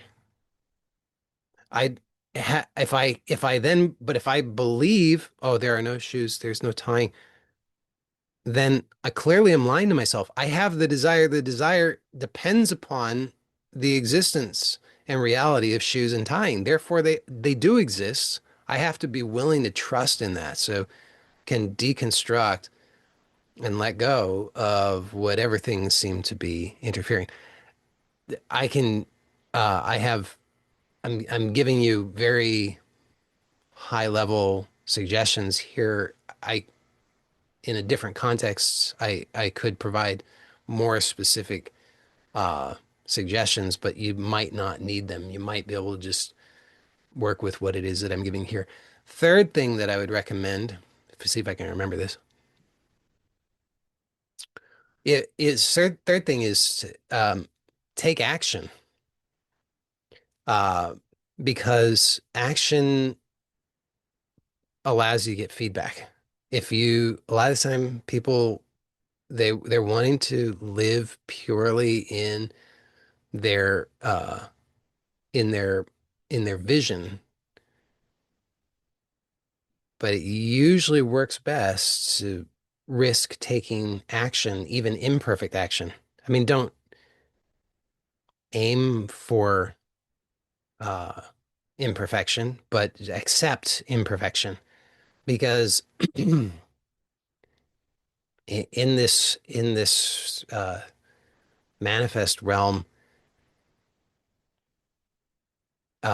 there are going to be we're going to there's going to be discrepancies between the vision and what you express and experience in the 3D realm. So just I would just say be willing to accept that that's true. Um, and but that what will do is it will give you feedback, and you can based on that feedback you can determine was that good enough or do I want to try again? Because at a certain point you're like, oh, that was good enough. I mean, everything in this life is like that. You tying your shoes, walking, talking. At a certain point, you say good enough. Because is it ever exactly perfect? Have you ever tied your shoes exactly perfectly? No, it doesn't exist. So you just say good enough. Yeah, it's like it works. It's functional. Good enough. Talking. Is there such a thing as exactly perfect talking? Probably not.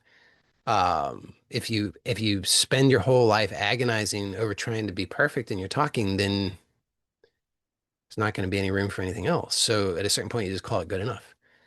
Um, but until you reach that point, you use the feedback in order to continue to improve. So you have a vision, sort of like ideal vision, and then you take action. The action then gives you an outcome, which gives you feedback, and you can kind of measure that against, you map that up against your ideal vision, and you're like, is that good enough?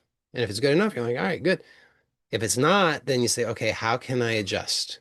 Right. So we've all done this with everything that we've ever accomplished. This is a basic process for how manifestation is happening.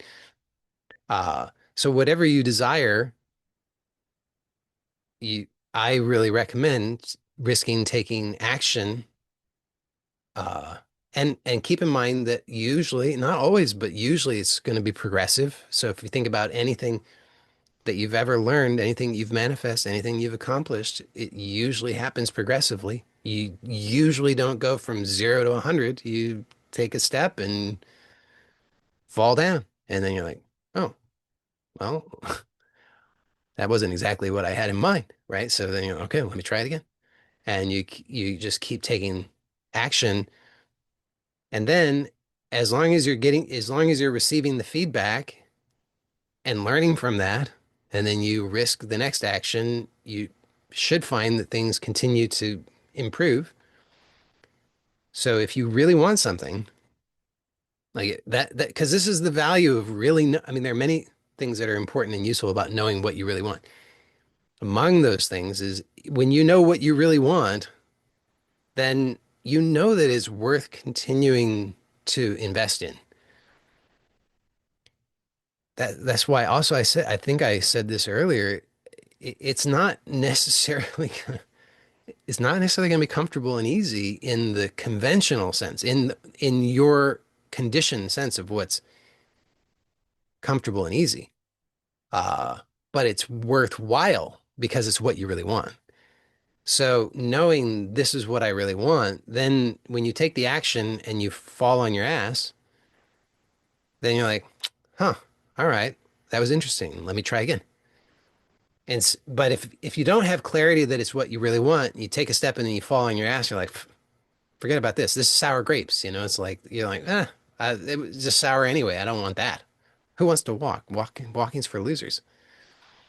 So, uh, when you know this is what I want, and then if it doesn't matter when you know really what you want, it doesn't matter how long it takes. It doesn't matter how uncomfortable it is. It doesn't matter whether other people approve or disapprove. Other people can be hostile toward you, and it doesn't matter because you know this is what I really want. Other people can laugh at you, mock you, try to humiliate you. They can marginalize you, and it doesn't matter because you say, well, it doesn't matter. It's like, this is what I want. This is what's true for me. But if you don't know, if you don't have that clarity, you're not gonna continue to persist because you'll say, ah, it's too uncomfortable. I just want people to like me. I just want people to get along with me. I just want people to approve of me. I just want it to be comfortable and easy in my idea of what's comfortable and easy. So knowing what you want, uh, pretty important.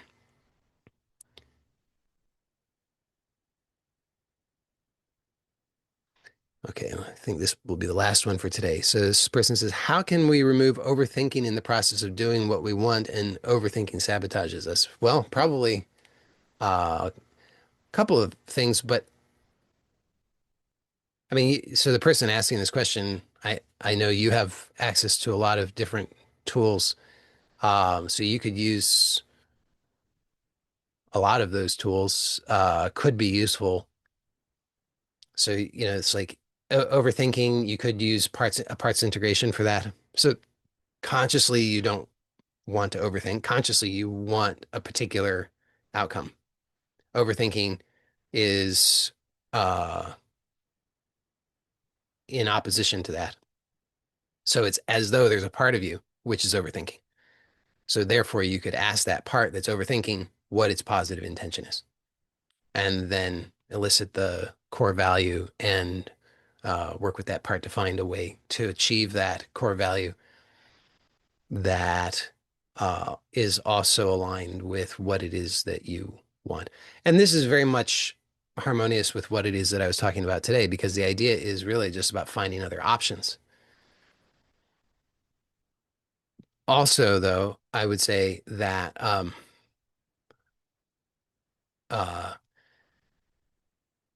it's just inviting yourself to, in general, to be uh, to care for yourself. I think what I've noticed, and somebody today was talking about uh, this. There's like this voice that's, I don't remember how it was expressed, but it's like very scolding. A lot of us have these very harsh kind of scolding voices in us. It's like, you should and you must, and what's wrong with you, and you get your act together and grow up. Oh, that's what it was. Grow up and stop whining. Grow up and stop whining. So, a lot of this inner conflict I th is maintained because we continue to indulge those that harshness and that violence within ourselves. And I think that when we start to choose to be caring and kind and loving and gentle and compassionate with ourselves, that can start to shift. So the overthinking is also uh, almost certainly connected to that. There's it's just does not the more that we are uh, lacking that, making that space for ourselves within ourselves to be kind and loving and compassionate, uh, the more fearful we will tend to be, the more reactive, the more hesitant, the more we're going to want to get it right, to be perfect, to protect against getting anything wrong. And so just bringing more awareness and noticing how there's a harshness, any harshness that we're holding within ourselves toward ourselves, that we could choose to soften that. And just notice that that's old programming that we got from childhood that we internalized because we were scared and we didn't know any better. And it was the best we could do at that time. But the good news is we can do better now. We don't have to continue to play out those same fearful habits that we learned. We can choose differently. So, uh, as a general recommendation, I think that could be really useful, is just to notice. just to start to invite yourself, how could I be more compassionate, more kind, more loving, more caring for myself? Let me choose to slow down, to take a moment within myself to let go of urgency. I don't have to do anything. I don't have to do anything on any particular agenda or timeline. I don't have to please anybody else. I don't have to do anything. I'm free to actually be here for myself. I'm free to actually choose to tune into what I want. Because if you spend your life uh,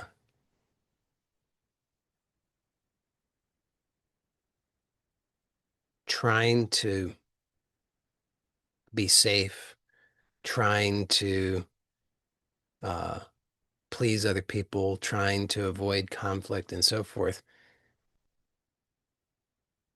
it's very unlikely to be satisfying. So it just giving yourself permission to actually give yourself that space to tune into what you want and to take as much time as you need. Really. I mean, if you think about if you just keep on pushing ahead and you say, I got to, I've got to, I've got to, because of these artificial timelines of this person said that and this organization said this other thing, and therefore I've got to have it all done by this time. You could cross that so-called finish line out there and get all of the certificates and all of the things, but for what? And that's what if instead you took as much time as you needed? Whether and sometimes it might surprise you. Maybe not, may not be as much time as you think. Sometimes it's only a few seconds. Sometimes it's a few minutes. Sometimes it's a few hours. Sometimes it's a few days. Sometimes it's longer than that. But as long as you need to to just listen within yourself to what you want, why you're here, and then to be really nurturing and supportive and be your own advocate and ally instead of, like you should and what's wrong with you and get your act together and all this. You could instead, you could say, so you could talk to yourself differently. You could say, take as much time as you need. We're going to figure out a way that will work. We're going to, whatever, we're going to find a way for what's important to you. We're going to find the support that's needed. We'll do the things that are necessary. We'll make the changes that are necessary. You can talk to yourself in this way. You don't have to continue to indulge the old habits. So I would really recommend that. I think that can be a big positive shift just to start to cultivate that kindness and gentleness and love for yourself within yourself. Uh, not in any kind of fake way, not like I love myself, I'm good enough, I'm smart enough. It's not like that. Just to actually be willing to slow down and be with yourself, just to hear and sense what's really here, what's going on, what's wanted. Which is why, again, I do think that there's so much value in taking time regularly to invite what do I really want and to give expression to that through writing, because at least in that time you're making space for yourself. You Most of the rest of the time, you're most people prioritize this harshness. You should, you must, you have to. And at least once a day, even if just for a few minutes, there's a real power in just starting to invite and welcome this part of you that has been silenced. So I think you could find that to be very supportive. If you're not already doing it, I would recommend doing that. It would be a very I think it's a very worthwhile investment of a few minutes each day. Not because you should, not because you have to. So I wouldn't recommend doing it for those reasons, but if you could start to notice it, like just tune in to within yourself and notice, can you sense that there's a part of you would that you would really like to be able to connect with, the part of you that has so much uh, beauty and goodness and joy and enthusiasm and power.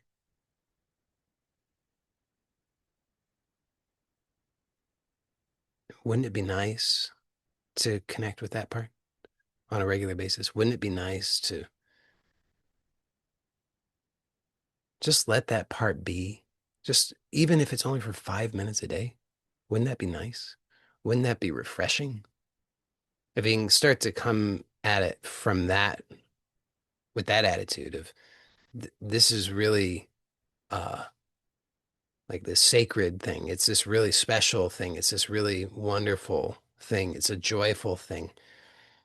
It's love. I think then you can start to have some genuine enthusiasm for it. So that's it for today. Thank you to all of you.